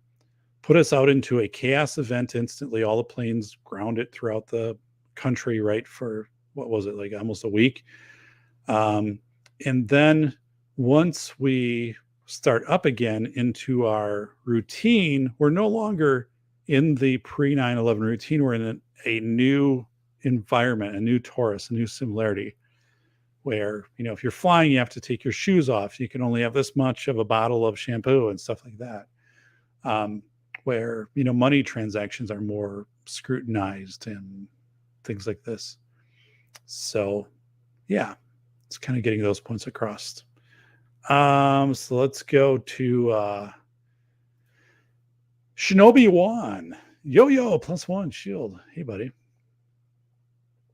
Reddit is saying hyperinflation creates a vacuum for the top to profit off the bottom based on chaos in the public sector. So yeah, and right. So once chaos is introduced into that section, then you have no idea how it's going to scale, right? Who is going to try to buy up the resources, and competition for truck drivers to get certain resources to certain areas. And so, like, one of the things I read today is that communities are having a hard time hiring firefighters, EMS, police, but let's just take firefighters, EMS, because a firefighter might make the same salary that someone is getting paid at a retail store in the current environment, right? Or at a factory. And the benefit, I guess previously the firefighter position had benefits, and if you were in it long term, you'd have a pension, stuff like this, and it paid more. But now that's kind of out there. It's out of the equation. So the economic kind of, what should I say here? The economic strange attractor which has happened is we've leveled out this kind of economic, I don't know, playing field, right? It's really weird. So, I would think, like, right, a firefighter with all the training and the responsibility and things like that, and you'd want longevity in that position, so you didn't have to keep it this induction process of every couple of years getting new firefighters. You would pay firefighters as a society more than you would pay someone who was working at a retail store, right? That would seem to make sense based upon the responsibilities of those two positions. But now they're much more competitive, right? Because the firefighter's been more stagnant, the retail positions have gone up. So people, and that's what the article is saying, is like, for kind of the first time, they're having a difficult time recruiting firefighters on an economic level, because people are saying, well, I could do this without having to do all of the additional training and the overnight shifts and, potentially dying in a fire, right? So, Bacon, I didn't have that one figured out really well. I'm just saying, let's just say, like, there's some scenario where there's something that could, that we have no idea that is out there, and it could be a computer glitch. Let's say it's not a comet. Let's say there's some computer code that, as remember on 1999 when they thought the computers on 2000, a lot of them would freeze up, and there could be all these things that didn't turn out. But let's say there's some, like, latent computer code thing originally built into coding, and there's a certain year, a certain moment, like, it's going to hit, and no one is really aware of it.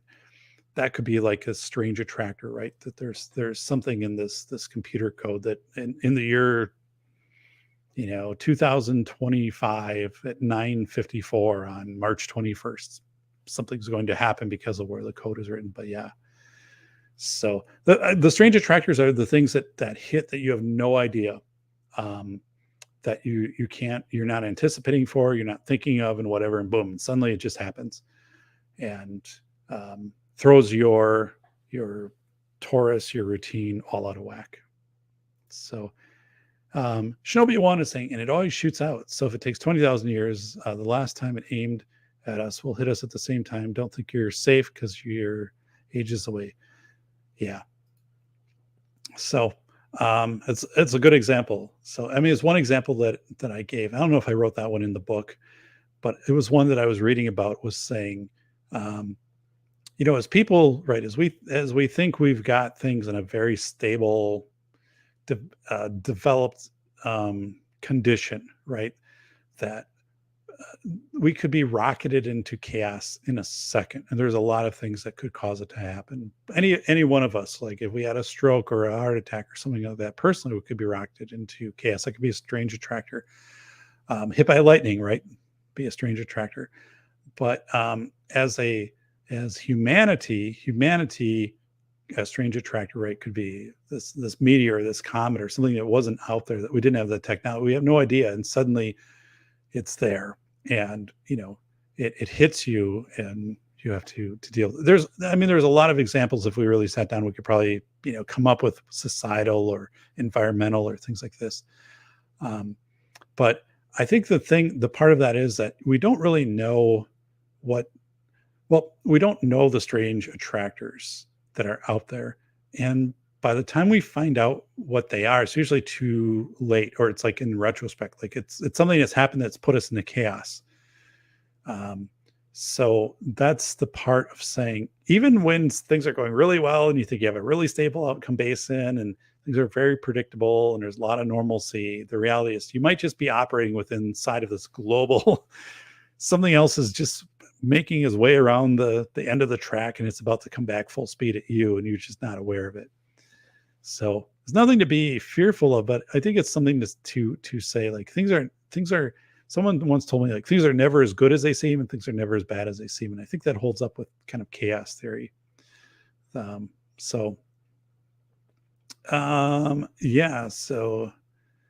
let's get into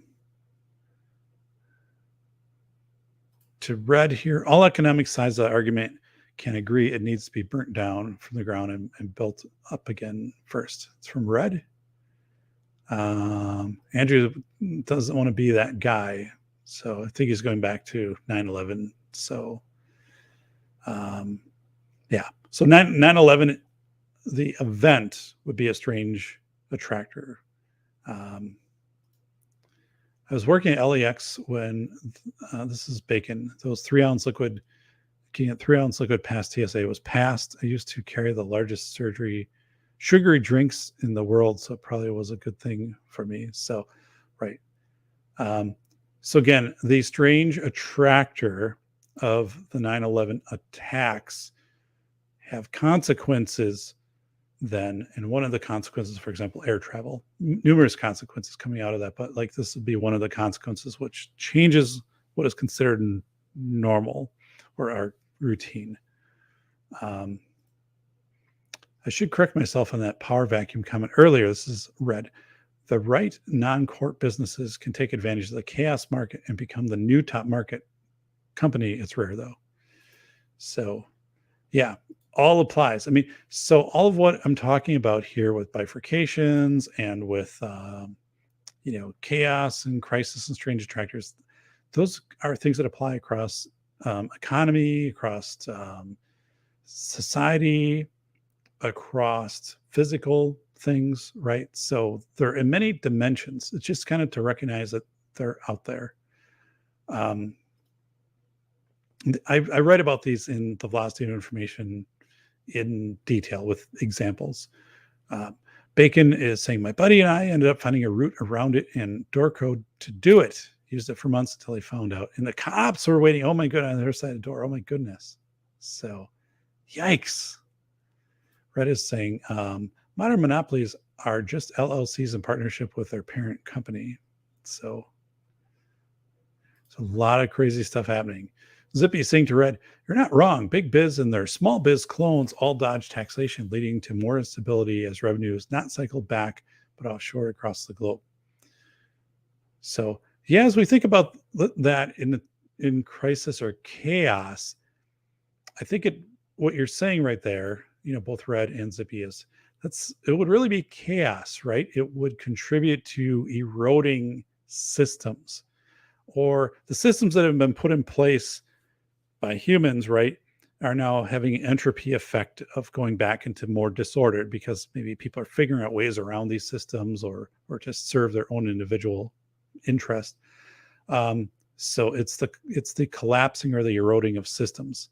So the strange attractor could be right now like inflation and a crisis supply, or even boat, like that other evergreen boat getting stuck in a harbor. I mean, I know boats can pass by it, but like the boat getting stuck in the Suez Canal a year or two ago could have been a strange attractor event that, kicks off a lot of other chaos situations. And who would have thought it would have all started with a boat getting stuck in the Suez Canal? So to Red, still blame IP rights for most of it. Zippy, intellectual property. So, yeah. So, so let's go and do. Here's Red. Look at Doc, bring it back on topic. So, yeah, no, it's all good. It's all good. So let's do this. Let's do a short intermission. I've got my intermission video for you guys made by Swamp Dog Armory, and then we'll come back and I'll go through the chat with you guys, and then I'm going to do a reading from my book, The Velocity of Information. So I've got it queued up here on page 139. So I'm going to do a reading, but let's do this. Let's do the break video, and then I will be right back. So here we go. Yum, yum. It's time for a tasty and refreshing snack.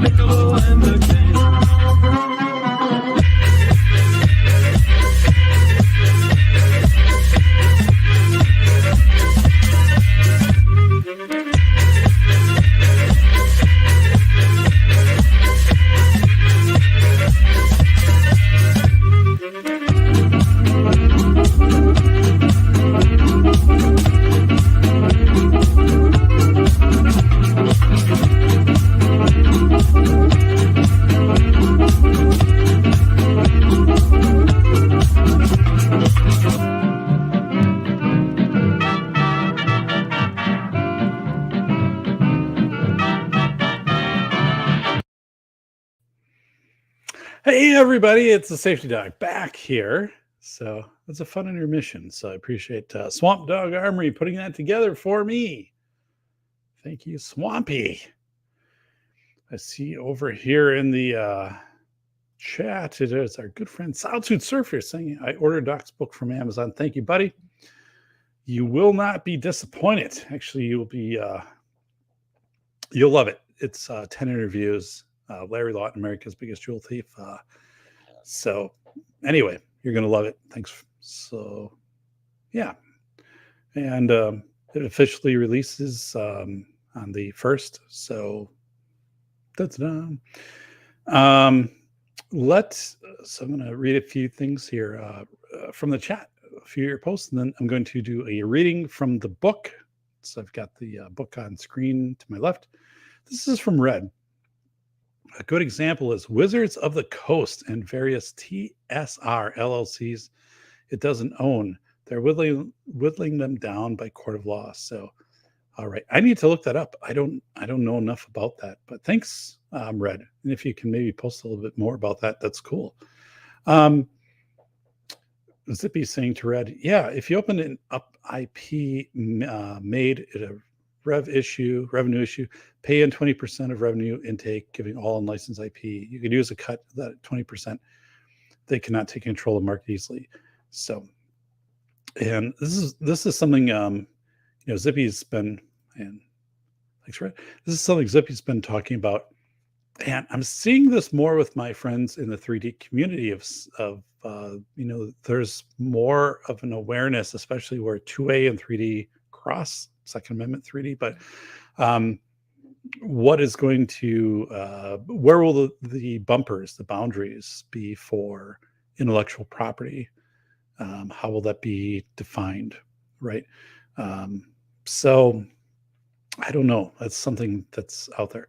I wrote about it in the Velocity of Information. I think it's remarkable because we kind of forget about it, but there was a point in time for a few months where copyright and patents and stuff were lifted off of ventilator parts and if people could 3D print these things, go ahead and 3D print them, right? And there wasn't a repercussion of potential, liability or, being sued that you print it, whatever. Things were put into the kind of a collective public domain for certain parts, and then those could be printed and given to hospitals, stuff like that. So again, I wrote about it, and something we forget. It happened for the short amount of time, and then it kind of got shut down again, right? Because if you're a manufacturer, the way you make money is to protect your copyrights. But in a crisis situation, I guess you would, such as a pandemic, if you could make certain things available to people with that they could, for the greater good. But yeah, it's interesting. People don't kind of they don't think about that. So when you read about it and the processes that happen to make that come together, it's interesting. So Red is saying it's nerdy and drama stuff. Wizards of the Coast is corporate. Dungeons and Dragons. It continues to consume every existing IP into its own. Oh, yikes! That's not good. Yeah. Okay.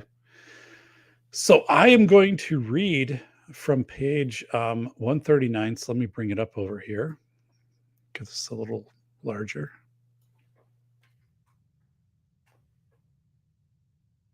Let's get a little larger. So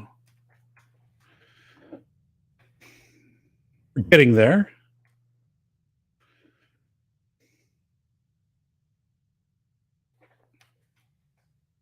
Okay, here we go.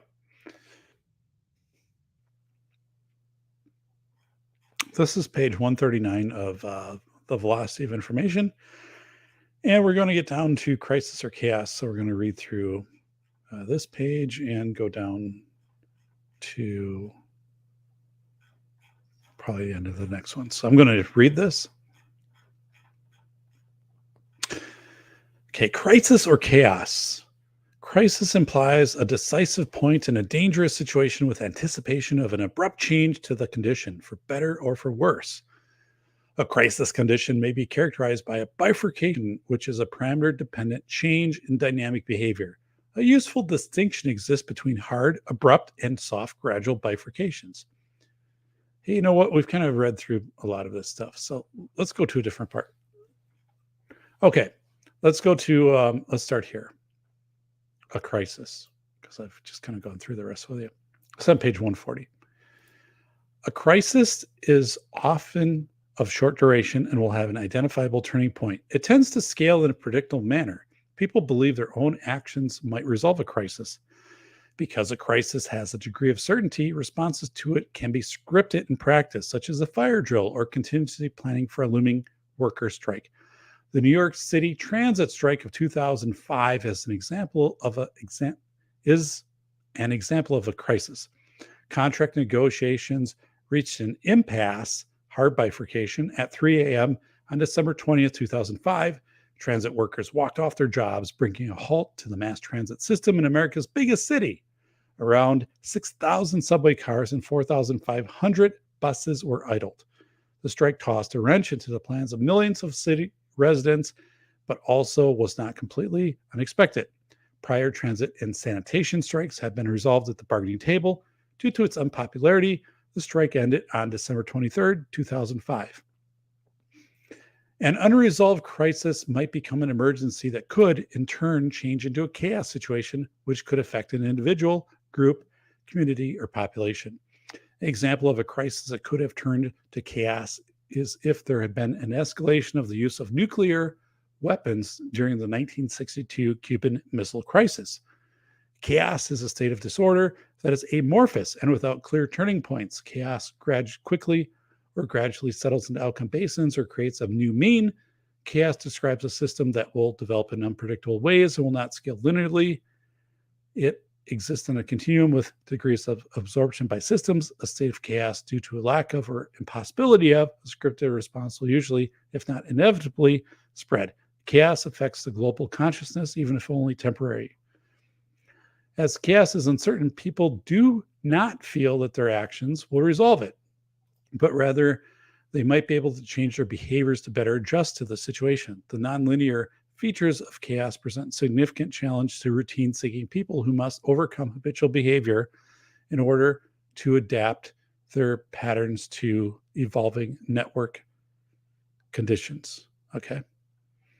For example, modern-day emergency managers do not conduct nuclear missile attack drills in major American cities, in part due to the unlikelihood of such events and also due to the uncalculable cascade effect of compounding consequences.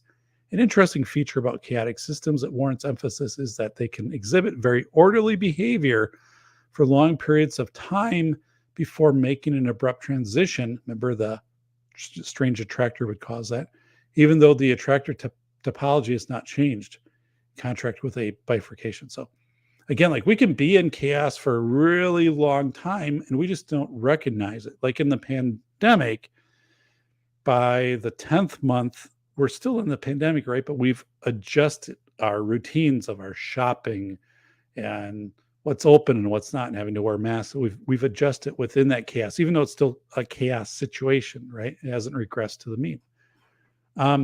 Consider the Rossler attractor, which is just what we're talking about here as a strange attractor. In mathematical differential equations, it can spend a prolonged time in a near periodic orbit on the XY lane and then an abrupt transition to the z-axis. So something comes in, bing, and hits it and it flies out. In other words, when chaos occurs for long periods of times, humans might perceive that it has reached a steady state or a new familiar and predictable torus, as described in part 1 of this book, when it was noted that humans seek routines and patterns in their lives. But the Rossler attractor demonstrates that the mere perception of a steady state does not necessarily mean a steady state has been achieved. Thus, while chaos is generally believed to be binary, meaning we're in chaos or not, either there is chaos or there is not. As we will see, there are actually 4 states of chaos, which we get into here. So then I go through, we have right about 4 states of chaos. So, dun-dun-dun!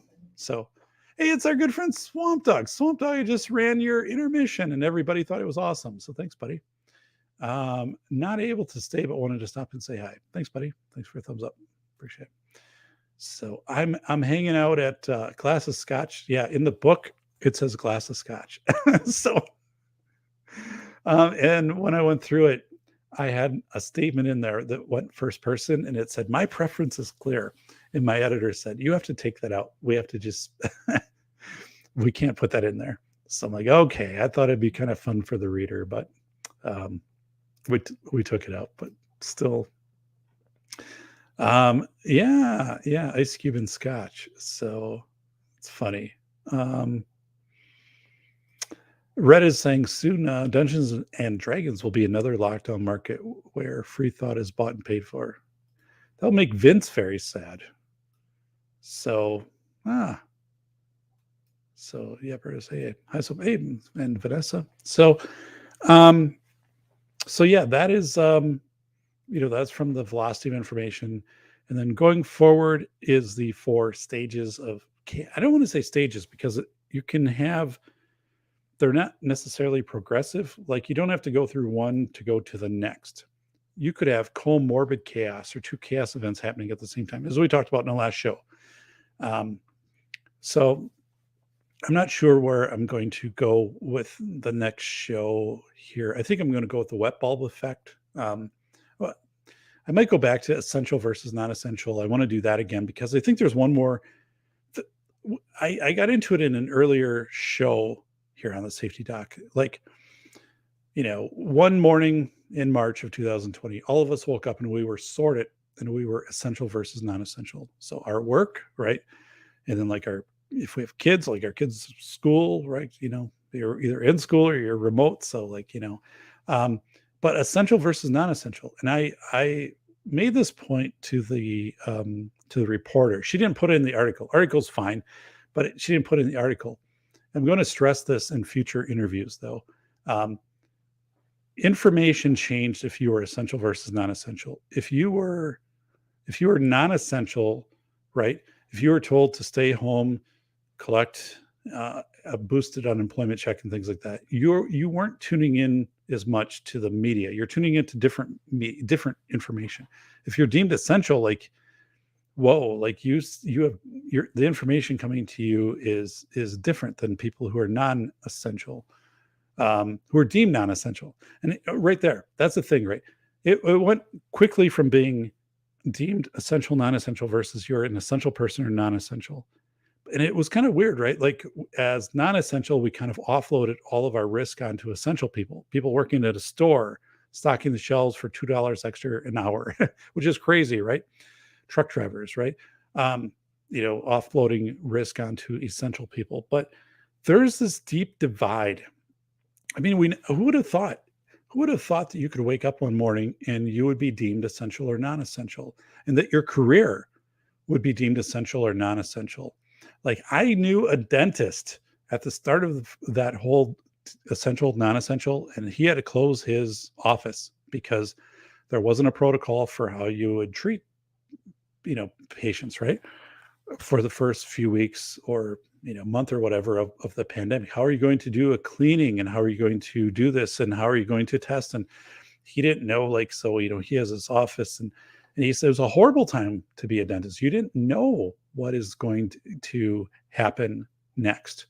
Is it going to be where socially distanced and spreading apart, where your whole model of being a dentist and having the people that work for you, is that going to have to be restructured? Are you going to, is it just going to be you and someone up front and a dental hygienist? I mean, what is it going to be? So, but it is absolutely crazy. And I think there's a whole book to be written about that. So I've thought about, if I do write a third book, what it could be about. I don't know. One of the things I've tossed around is this whole essential versus non-essential, because here's what I find when I talk to people. So I bring the book out and talk to people about it and stuff like this. I said, yeah, like right here, right when you're 14 pages in or something, there's a chapter about essential versus non-essential. And this is how people respond.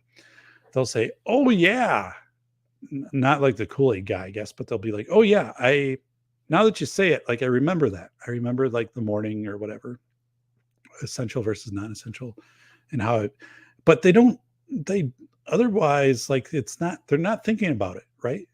And so when you bring it up, it's really weird because people are like, oh right, I didn't remember that happened. And I'm like, or they'll say, someone told me this week, they said, it feels like that happened like years and years ago, not just 2 years ago, and so it is strange. And I think that's a sign where it hit people so suddenly. Is kind of the strange attractor type thing, but people just didn't want to deal with it, right? Psychologically, if your entire career had been as a, hair, you had a very successful hair salon, right? You're doing really well. And suddenly now you're deemed non-essential, or a small engines place, right? And you're deemed non-essential and you have to close. Like that'll change you for the rest of your life. The way you view your perception, the way you view how society or your government responded to you, almost the shunning, how arbitrary these decisions were. how fast they were, like in that you had no ability to have a recourse in that, to have some deliberation. It was just like it was done. Um, I think those scars, those wounds, I guess, will be with people for generations. Um, I just don't think it's, we smoothed over it. Like we don't talk about it anymore. And so like when you read the velocity of information, one of the things I've found is I have 471 endnotes in the book. I have custom graphics, right? Pictures that I took during the pandemic. So you actually see a playground wrapped in yellow police tape with a sign that says playground is closed and stuff like that. People don't remember that because it was so out of the torus for them, so out of their routine and so disturbing. And at a time when they are in chaos and they can't do things to change things, they just tuned it out. And so when they read the book right now, the initial response from people, one is like, awesome book, right? But the other part with the velocity of information, 471 endnotes, very, tightly put together, my photos, my interviews, timeless. People forget that this stuff happened. And it was 2 years ago and less, right? Because I put the book into the publisher's hands in September of 2021. They don't remember that less than a year ago, we had the Colonial Pipeline hack. So 40% of the country had their gas interrupted, and over 1,000 gas stations ran out of gas on the East Coast. Like people don't remember that happened. It's less than a year ago. And so to me, I didn't expect that when I wrote the book. I didn't expect, I really thought by starting out with essential versus non-essential, one of the reasons I put that as one of the first chapters in the book, literally it's like maybe 14 pages in or something like that. It's not very far in. And I put it there specifically because I wanted everybody reading the book to have some vesting in the book then, because everyone was sorted as essential versus non-essential. So to have a connection to the book and to the author and where I'm kind of going with this. And I'm finding out that that's not the case. People don't deny that it happens. It's not that. Nobody denies that it happens. It's just that when people get to that, the response isn't, this is how I felt, this is how it impacted me. It's like, oh yeah, now that you wrote about it, now that I'm reading it, it did happen. I'm like, how in the world did you forget about that? And it is, it's crazy because there are so many things in the book, like the picture of the playground that was shut down. People, oh yeah, I guess the playgrounds by us were shut down. Oh yeah, I remember they took the basketball hoops down. I mean, people, how do you forget this? And I think the point to me is, the takeaway is people, it was so much out of their torus. It was such a shock. It was such a strange attractor. They just didn't deal with it. They just ignored it. They didn't let it sink in, or it sunk in, but it passed their consciousness and kind of sunk in deep into their soul and their body. And people won't forget this, right? Like every time, if you're taking a job, right, you're going to have in the back of your mind, what happens if I'm deemed essential or non-essential? Can I work from home, or am I just like going to be on unemployment, or is this job going to shut down? Or if I'm going like for training, what should I do? If I'm going to college or career, because like I don't want to be in something where it could be shut down, right? If there's another pandemic, and I'm so this whole thing, and then even as families get together for gatherings and stuff, there's this weird, I don't know if it's hubris. There's this weird feeling of like whether you've been essential or non-essential, or there's this weird factor like that. So I don't think this has been reconciled. It's been forgotten. I read a very popular book written on returning to normal after the pandemic, which is, it's a good book. It's not a great book. I'm not going to give the title of it or the author, but I think she missed the point.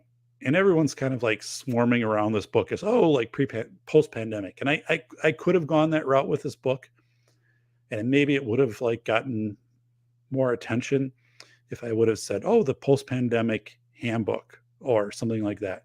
But the book isn't about a pandemic. As I said to, when I was interviewed for the paper, I said, the book is the pandemic is a scaffold. It's a means to describe concepts of finite voltage and crowd in behavior and regressing to the mean, these things. But this book really isn't about the pandemic. So people have gone out there and, they've kind of like made their dime on saying, oh, this is about the pandemic. And so they write this book and stuff like this. And there are some things that are kind of similar to stuff that I've written, but I still, I guess I'm honest. I think my book is better. I think it's, so it's kind of irritating a little bit when people do that, but anyway, let's go over here to the chat. Andrew is saying the golden age of the restaurants is over. Yeah, I believe so. Remember Howard Johnson's? Howard Johnson's was the biggest restaurant chain, I think, up until the mid to late 80s. And now I think the last one closed like a few years ago. We had a Howard Johnson's 20 miles from us. And to go there as a kid was a phenomenal experience. But yeah, the restaurant stuff, for like my family, it's very rare that we go out to eat. I mean, some of the fast food stuff once in a while, but like an actual restaurant once every 4 months, maybe, but yeah, the golden age is over. Someone in the restaurant business was telling me, like, even like, you think of, you would just have endless crackers like available, and like now crackers are being measured out. They only give you, so many, but, Andrew, I mean, the quality is only going down for dining. Yeah, no, you're right. And part of that is, cost savings. The other part is just induction, right? You don't have people who've been there for 20 years. So you just have somebody coming in and, yeah, there's a lot in there. So yeah. Vanessa saying our last Howard Johnson closed in the 2000s up here. Yep. So who would have thought? Hojo's are still thinking can't. Hey, thanks, John Rice. Keep going to the Howard Johnsons. Golden age of large indoor malls. Passable. Yeah. And Vince from Masculine Geek has spoken about that quite a bit because he worked at a mall, I think, in the 80s. And boy, when I was growing up in the 80s, I think it was 1983, the community next to us, like 15 miles away, a community of like 35,000 people, they built this big mall, and it opened up like in 83. And I remember I was like I think it was in grade school or middle school, and I was in middle school, and I sang there in the choir, and as they opened this thing, like just regular. But they had the water fountain in the middle and all of the stores, and you'd walk, of course you guys know what a mall is, but I mean, it was just such an experience. And yeah, I really miss the mall experience. Even the college town where I attended college, had a mall. And at that time it was starting to decay, right? Like maybe 2/3 of the stores were open, and so it was getting to be the end of the mall era, but it was still a mall. And I just feel, yeah, you're right. So that's past. Yeah. Wow.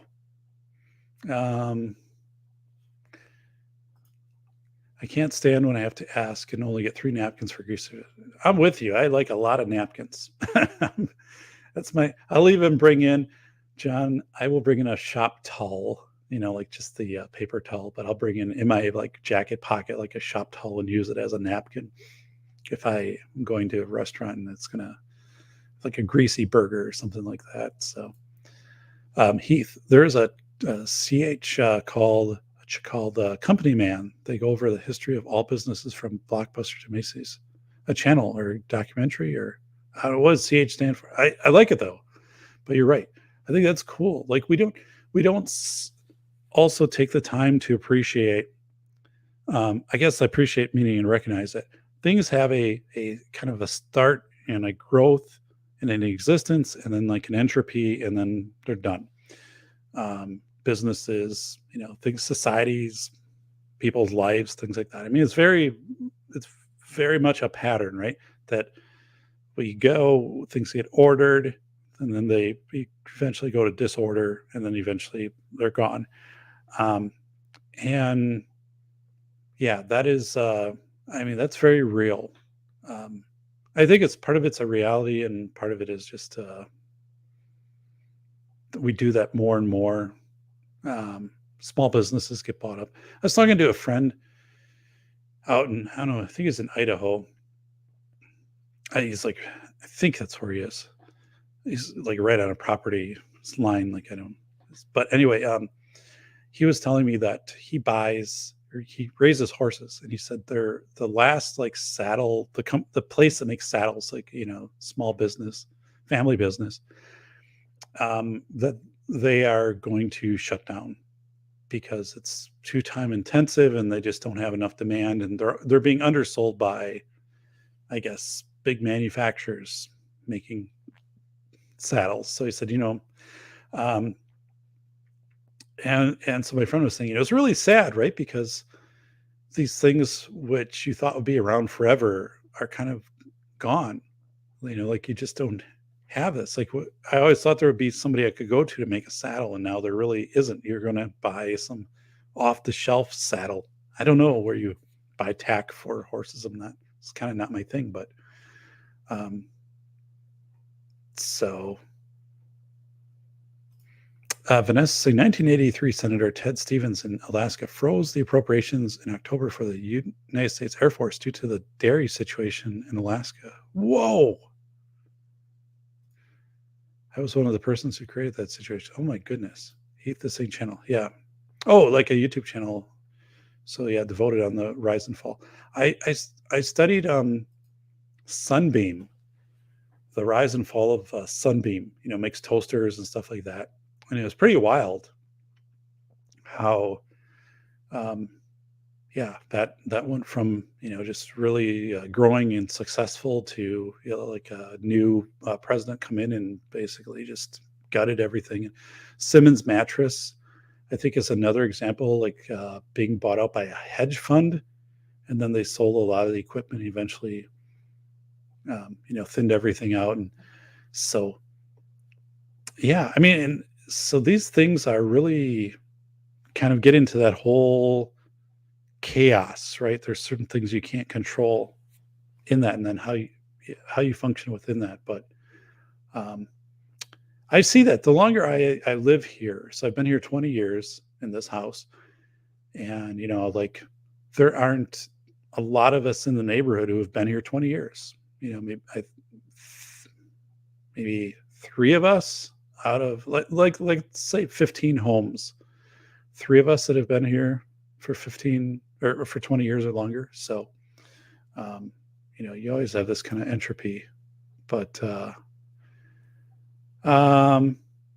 yeah. So, Heath is saying they have Simmons. So yeah. No, I get every DoD dairy contract to change inspection requirements, is Vanessa. Those changes allowed Carnation out of Oregon to deliver dairy for Alaska, U.S. Air Force, etc. Whoa, growth cycles, yeah. So you're right, and I think, at least for me, and this is something I think if I was to write again about, or as I talk to the velocity of information, and really try to have people let it sink in, right? Because if you're being interviewed by a reporter, I mean, it's for a news story, and you can't, there's not going to be a lot of deep dive stuff there. But if there was a book review or a book study or something like that, it's to really recognize too, in velocity of information, like these entropy of systems. And then also, of course, there's two parts of velocity of information. It's how fast information gets to us, speed in a direction to us right away, to our phones. Eventually, in 20 years, what will that look like? Will it be to us by our phones, or will Elon Musk say it'll be to us via a neural implant, right?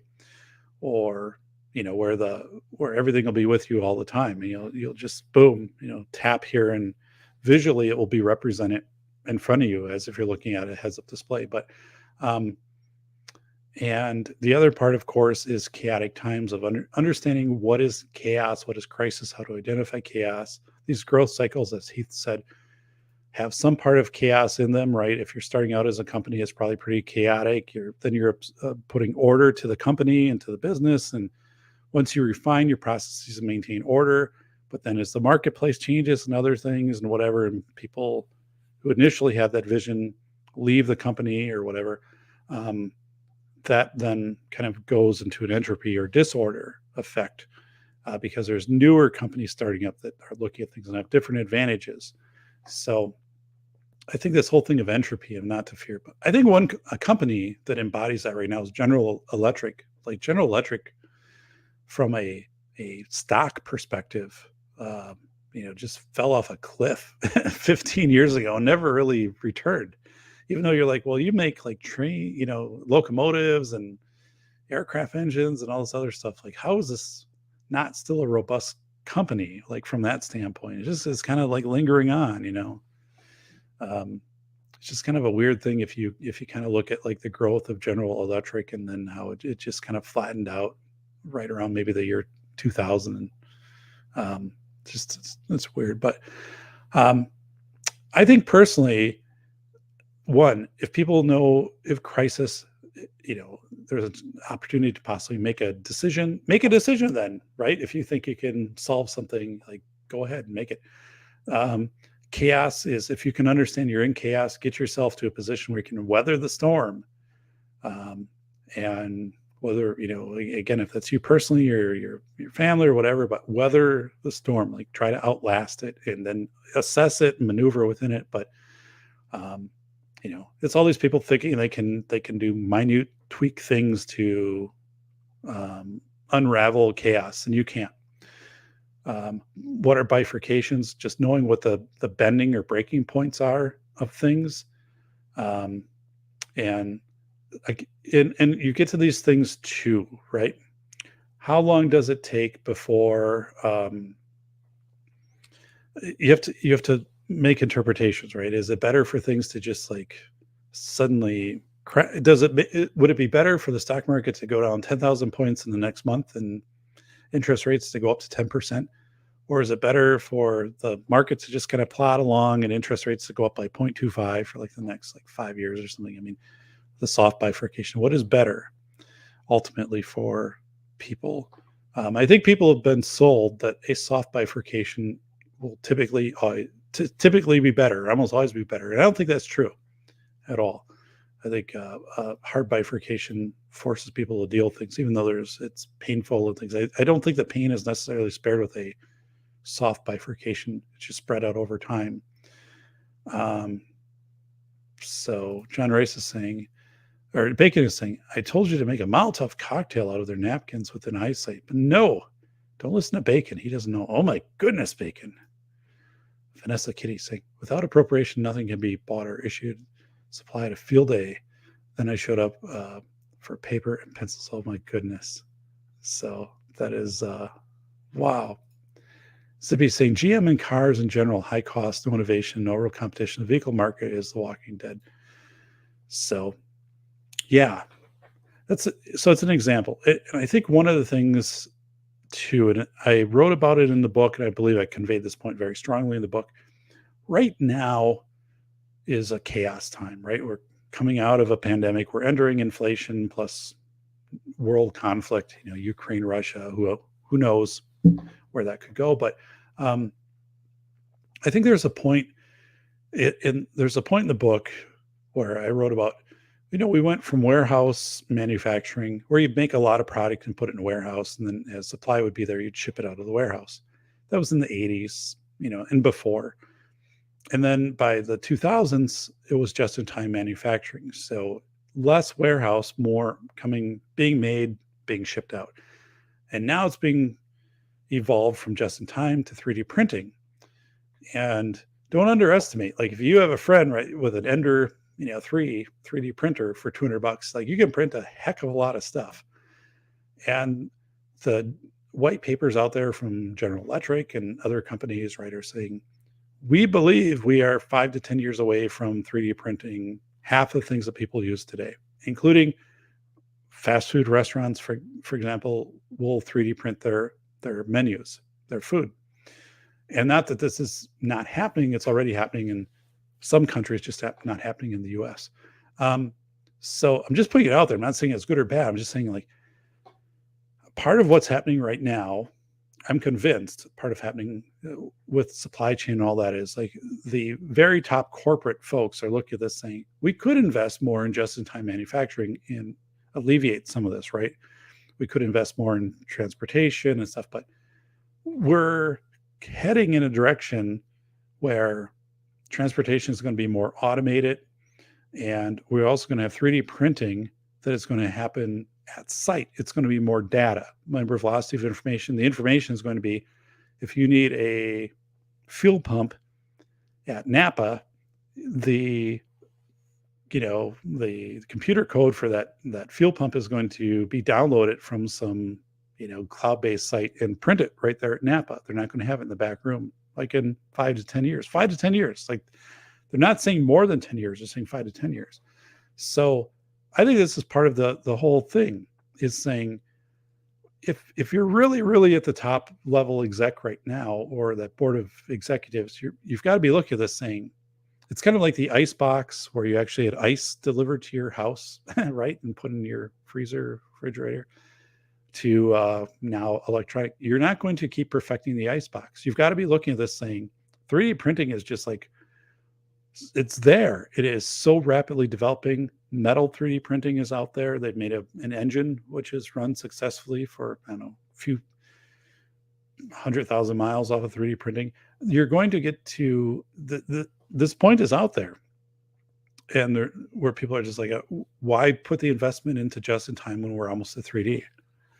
And that kind of puts everybody in a bad spot right now, because this stuff isn't being done. And also this automation too, right? If we're going to be automating vehicles or some of this transportation stuff, like, why should we keep investing in stuff that's not automated?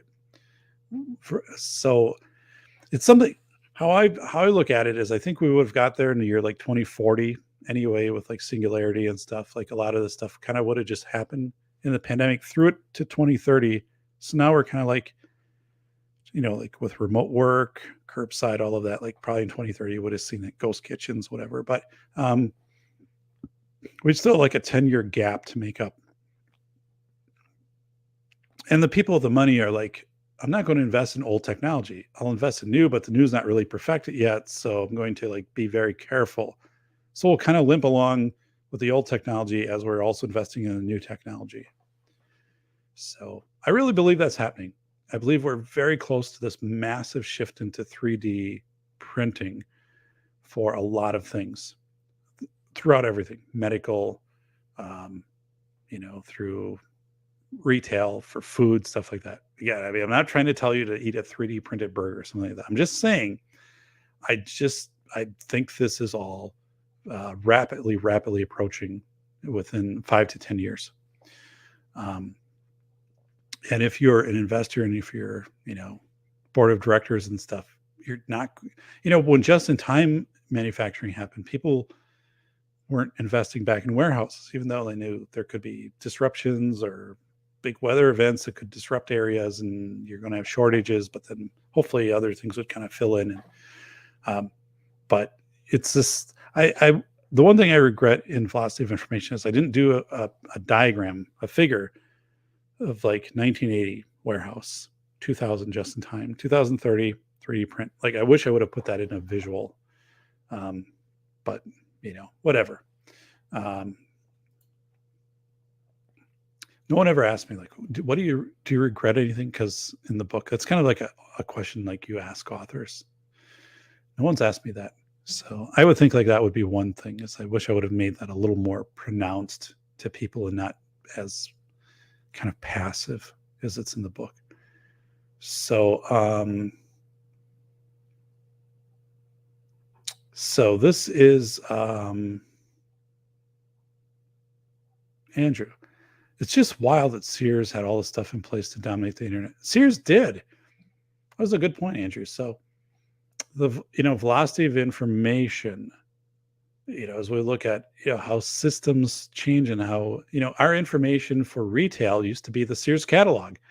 When I was growing up, as a kid, I remember getting that really thick Sears catalog, like a 3 thick catalog, but every November. So you'd have plenty of time as a kid to go through and find the stuff you wanted your parents to order for Christmas. And it was that way for years, right? That you would order things from a Sears almost anything. I think you could order a house. No, I know you could order a house that from the Sears catalog.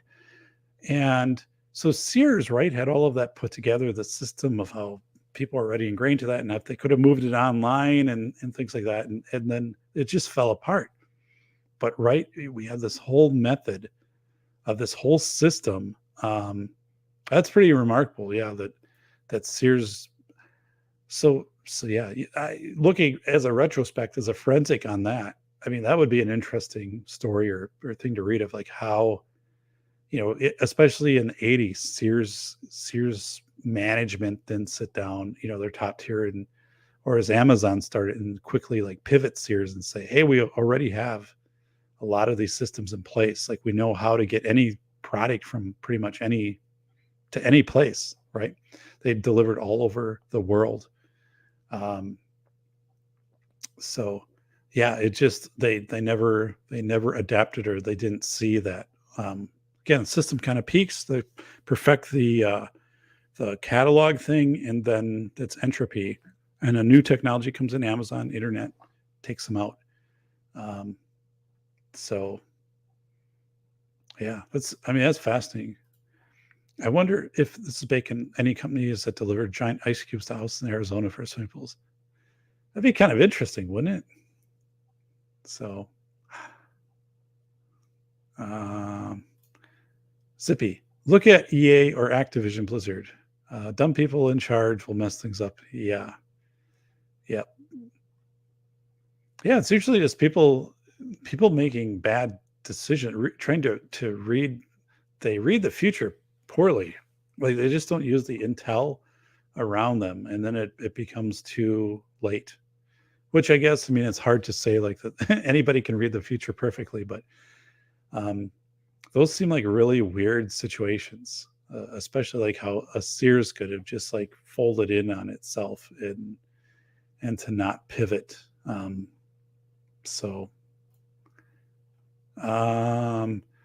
Yeah, homes. Yep. Vanessa Heath, ZYL Tech makes aluminum extrusion 3D printing. Yep. And yeah, we're looking now. You have to buy, right? The what is it? The coil for 3D printing. But the actual 3D printer itself, a good Ender 3 is like $200, which can do a lot of things for you. So this is, to me, Zippy. No, they just did not want to invest. They wanted to keep all the profits to meet the business. So right, that's Zippy. You're right. Sears, that's the other part. So you look at the profits coming in, and again, your business model, research development, and people are like, well, maybe I'm going to be here for 2-3 years, or I can retire. So let the next person deal with it, right? Like I don't want to be the change agent. So, but yet if you're an Amazon, right? If you're Jeff Bezos, and I think like Amazon took off because they got government contracts, right? That was really the story there. But otherwise, they were kind of fledgling for quite a while. But if you're small like that and starting, you really don't have as much to lose.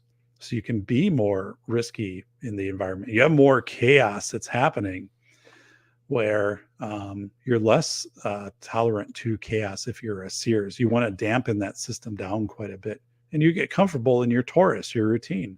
If you're Sears, and you just think everybody will keep adjusting to it, or you'll just be able to impose it onto everybody else. You will adapt to Sears.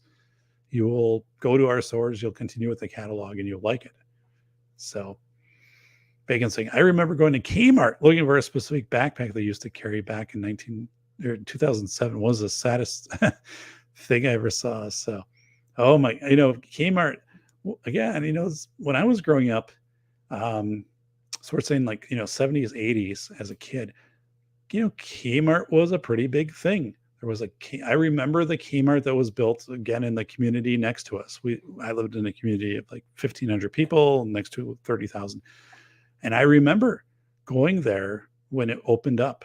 Like there was like a helicopter there. Like, they were, it was like a big thing. Like I just remember this Kmart opening, and yeah, and I'm sure it's not there anymore. I think that whole area has been kind of wiped out, but yeah, we had a Kmart here where I live. So when when we moved here, we had a Kmart, we had a Staples, we had a lot of stores, and family clothing store and stuff like that. I mean, all this stuff is gone.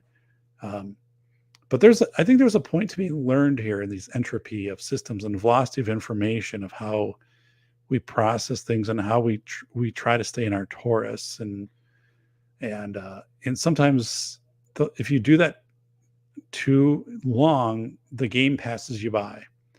And it's not that you can make moves to put yourself in the right position to survive all of these things. I mean, if you have a business that's not built on that, it's unfortunate, right? It's too bad. I mean, but yeah.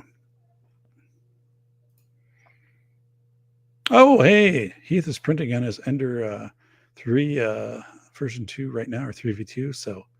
So yeah, you're probably printing something here for the doc. So, oh yeah, Rosie O'Donnell was the beginning of the end of Kmart. So, Vanessa, I worked for Kmart for a time. That's the only company to ever owe me cash each week, or pay me cash each week. Yeah, I think when I worked at Menards, I think we got paid each week. Vanessa, Blue Light Specials, yeah, and like a Kmart was a pretty big deal. I mean, they had a really good deli, like the one that opened up here. Yeah, when I was growing up as a kid, so maybe like, let's say like 1980, like had a really good deli and stuff like that. It was a big deal. He was saying we had a hot air balloon in the parking lot that came out one time. Yeah, I mean, it was a huge thing when that community, got that big Kmart. So yeah, we tie back speed of information and the ability to recognize in your own torus when things are changing, right? So it's the workers on 9/11 in the Twin Towers who realized, hey, like, we are in chaos, I got to get out of here, versus the people who are delaying recognizing chaos and thinking it's still crisis. Oh, it's the sprinklers will turn on, this will be handled or whatever. And it's just, we're really ingrained, we're like deeply ingrained into wanting crisis versus accepting chaos. And the faster you can accept chaos, the better. Like when I was in the car accident that destroyed my car, and that was on the interstate, and it was snowy day and stuff.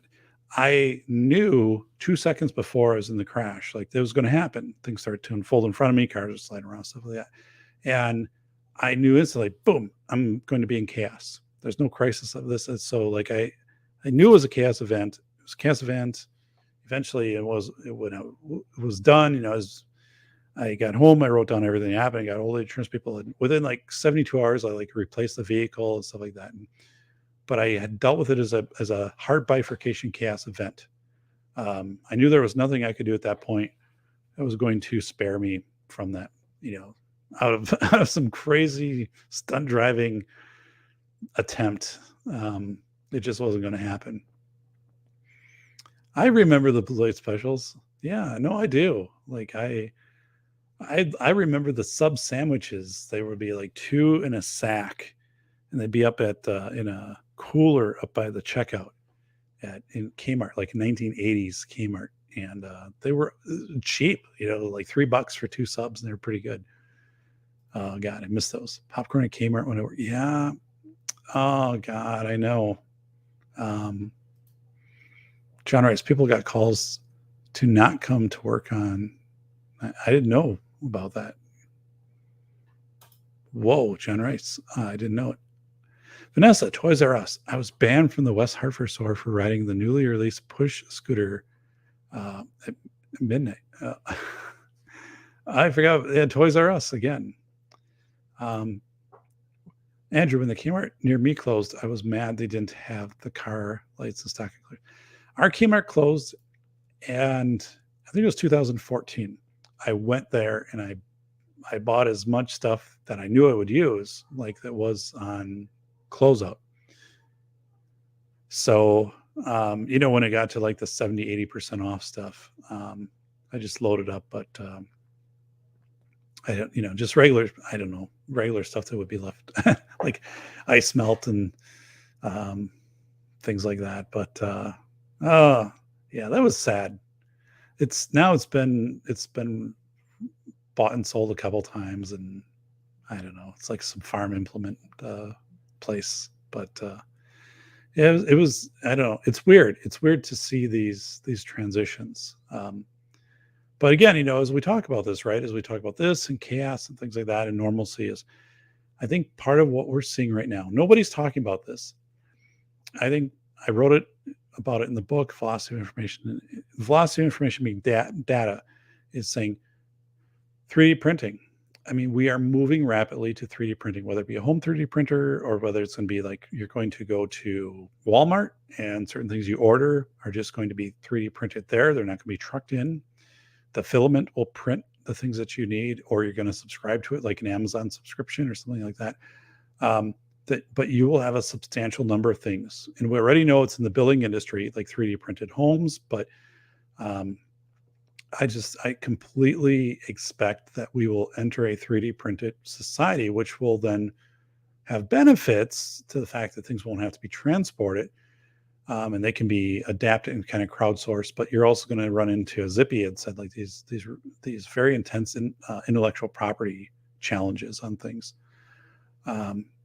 So one of earlier in the chat, Flying Rich was here, and he had some bearings for his pool vacuum that he had to replace these bearings. So he put them out into the 3D community on Thingiverse or whatever and said, anybody have some ideas on this or whatever? And basically like some people got together and worked and created a file. I think this is how it went down. And they, Rich had done it, and originally it didn't turn out the way he wanted. And then they modified it, and then it did turn out the way he wanted it.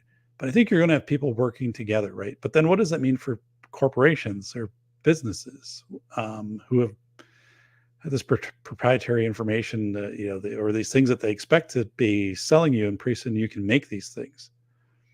How does that change stores and buying and ordering things?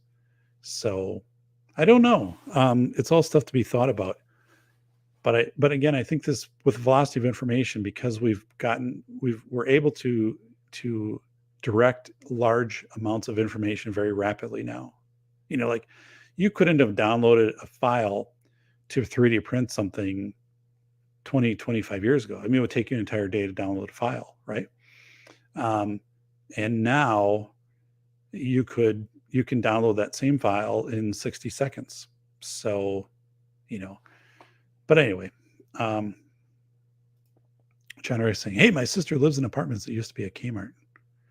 I don't know. It's hard to think of a Kmart being turned into apartments. The Kmart I worked at in 2010 went back here. It no longer was, it is no longer there. Now, 1987, I moved to Bronx in October. So yeah, copyright works are important, especially if you write code for, you're right. So this is going to be a awkward time for innovation, right? As people start to 3D and share files and Thingiverse and stuff like that, and the more capacity in 3D printing, right? What is that going to look like in this whole subscription thing to being able to print certain things? It'll become very clear very quickly. I think we're 10 years out max, probably 5 years out realistically. So velocity of information. So it's a point. Yeah, I wish I would have, again, underscored that a little bit more in the book. But when I have some interviews coming up with media, I'm going to underscore that and say, we also have to look at, boom, the people that could participate. You had big businesses and whatever could do these print of products and things like that. And now, right, with $200, this information can get to you because we have the internet, we have velocity of information. Information can get to you, speed of information to you, large quantities through networks very quickly in large amounts that were not possible 20 years ago. So, it's a good, I didn't get into that deep enough in the book, but it's a good book. It's a great book. Just, I need to, if I had a book study, that's a point I would hit on with people. Is I would really focus in on that. He was saying Kmart is now a spirit store. What's it? No kidding. That's funny. It's true though. Vanessa saying I was banned from Denny. Oh my goodness, Vanessa, you're banned from a lot of places here. Banned Toys R Us, now Denny's, from Enfield, Connecticut for decades as well. New owners in 2010, and so I'm no longer banned. Yikes! What in the world is going on, Vanessa? The Toys R Us is a giant Total Wine store. Yeah. So, yeah, as I go through our town, you can see like that used to be the Staples, that used to be this, used to be that used to be the Wendy's. It was like a repurposed, but they still have like kind of the signature form to them. So, yeah. So, a few things. One is, let me go here to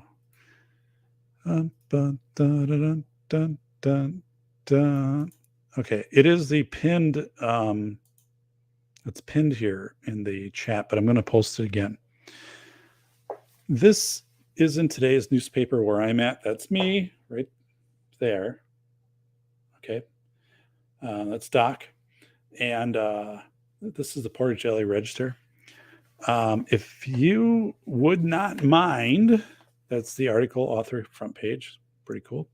But there were no comments on this article. So I think you can leave a comment, or you can find it on Facebook too. But I mean, I don't want you to have to set up an account, right? But if you're able to leave a comment, like read the article, leave a comment, that'd be kind of cool.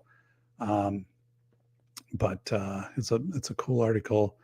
And so yeah, it's neat. We have a really cool library too. So as you look at this picture, like people have kind of pointed that out, like our library was built about 20 years ago, and then they updated it. They built up basically double the size of it about 5 years ago, but it's built in this really cool architecture style with a lot of wood, right? A lot of earthy tones. They didn't go new age. They didn't go postmodern on it, which some places do. And it has very distinct zones. Like here's the teen zone, here's like the adult zone, here's the reading room, here's like the kids area. And it's really well done. It feels like a library. You just have this kind of this warmth. You want to read like when you go in there and obtain knowledge versus like, I don't know. I've just been in some libraries that are just like, from 1970s where it's just like fluorescent lighting, or else you like go into these new libraries where it looks like it's just like postmodern. It's like, whoa, God. It's a great asset to our community. So I'm very thankful for that. So yeah, but I'm glad to do the read. I'm going to keep doing that here for the next few weeks out of Velocity of Information, pulling out some of the parts in it. I think next week we might go, I think we're going to go to Parkinson's Law. Let's do that. Let's do that next week. I'll tell you the story about Aaron Sawyer and Redline VR, virtual reality in Chicago. That's an awesome story in the book. So let's do that. Let's do Parkinson's Law for next week. And I thank all of you for being here. That means a lot. So the show, the channel has 1,178 subscribers, and like it went from like 300 in October to like that number, and it just stayed there. So if you're not subscribed, please subscribe. It's funny that it's just like is there. And then of course watch hours help. So our good friend Bolo is not here to, go in and watch on 8 different devices for a week to bring things up. But I'm still not to the point where I can be monetized with watch hours. So I'm hoping like I get there at some point. But yeah, appreciate all of you. I appreciate the show, having discussions. So Andrew, Vanessa, Heath, John Rice, Solitude, going back here, Zippy. So appreciate all of you. And I am going to roll this show out here for the evening. And but first I'm going to bring you over here. I'm going to show you. This is what that article looks like online. So got my book there, and there's the librarian. There's a couple other images. Let's check these out. Oh, that's just the book is up there. So I got one, but yeah, it's a cool one. There's a story, so I can't get any more into it, but it's cool. So yeah, well, thanks everybody. Hey, yep, and CNT Designs, Heath, I appreciate all of you. So I am going to sign out here for the night. It has been a great one. I'll set this, start working on Parkinson's Law for next week, and we'll get an idea for that. So crisis, chaos, bifurcations, strange attractors, things that we went through tonight. So I'm going to take us out the same way I took us in, but first I'm going to do, hey, if you haven't already, thumbs up, subscribe from your 9 different YouTube channels. That helps out the show. I appreciate that very much. Smash that like button, which you've done. Appreciate that. Remember, 2 books out there. The old, oh, by the way, like velocity, here's velocity of information in paperback. So I have a couple of these now, and actually, this is this is the book I read because it's so easy to open up and to go through. The hard copy, is definitely kind of like the Stoic book, but like if I'm just going to read, like this paperback is kind of works out better for me. So my 2 books, School of Errors right here, most honest book ever written about the $3 billion school safety industry. Really cool take, really keen take, I should say, on the 9/11 harbor rescue of 500,000 people in 9 hours right here. School of Errors. Check that out. And of course, our good friend Velocity of Information, officially releasing April 1st. You can put in your order now.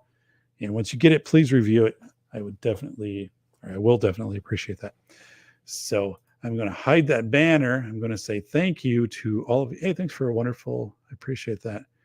So yeah, don't create an account. It's not, I didn't know how that works. So don't worry about it then. Wonderful. Yeah, it's cool. So I appreciate that. Have a good night, Heath. Yeah, thanks. And later to everybody, our good friend here is CNT. Appreciate it very much, buddy. So I think he's thinking about, what can I do in Doc's background there? Like, what could I do in metal that would make that absolutely like just pop back there? That would be kind of Doc theme. That's what CNT is thinking right now. So let me go back here. I'll take us out the same way I took us in, everybody. And if I can, and I can. All right. And here we go. All right, everybody, take care. Thank you so much.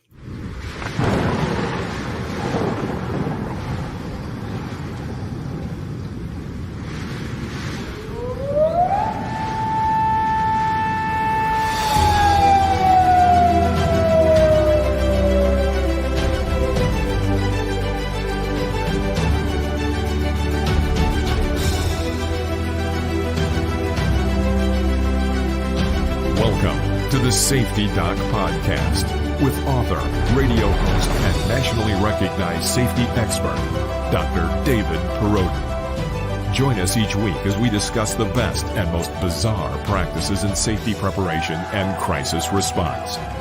Follow Dr. Perrodin on Twitter at SafetyPhD. And remember, the truth will keep you safe.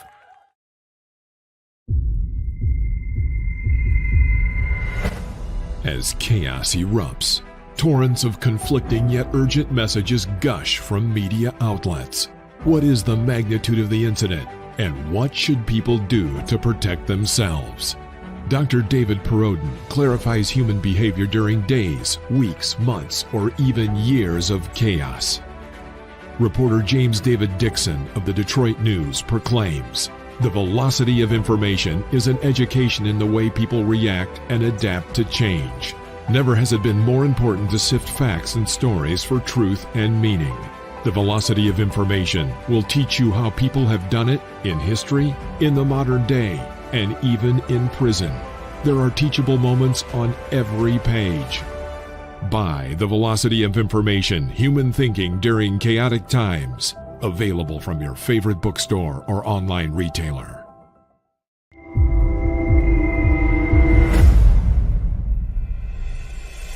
A must-read for parents, teachers, and taxpayers. Dr. David Perrodin has written the most honest book about the $3 billion school safety industrial complex. Attorney James Sibley proclaims, a brave demonstration of speaking truth to power. School of Errors rips the lid off the billion-dollar school safety industry. Using real-world examples of successful responses in desperate situations, David contrasts the expensive window dressings pitched to panicked parents with the inexpensive and effective approaches proven to actually work. Read this book before you let your school waste another precious dollar on meaningless safety theater. Buy the international bestseller School of Errors, Rethinking School Safety in America, now at Barnes & Noble or Amazon.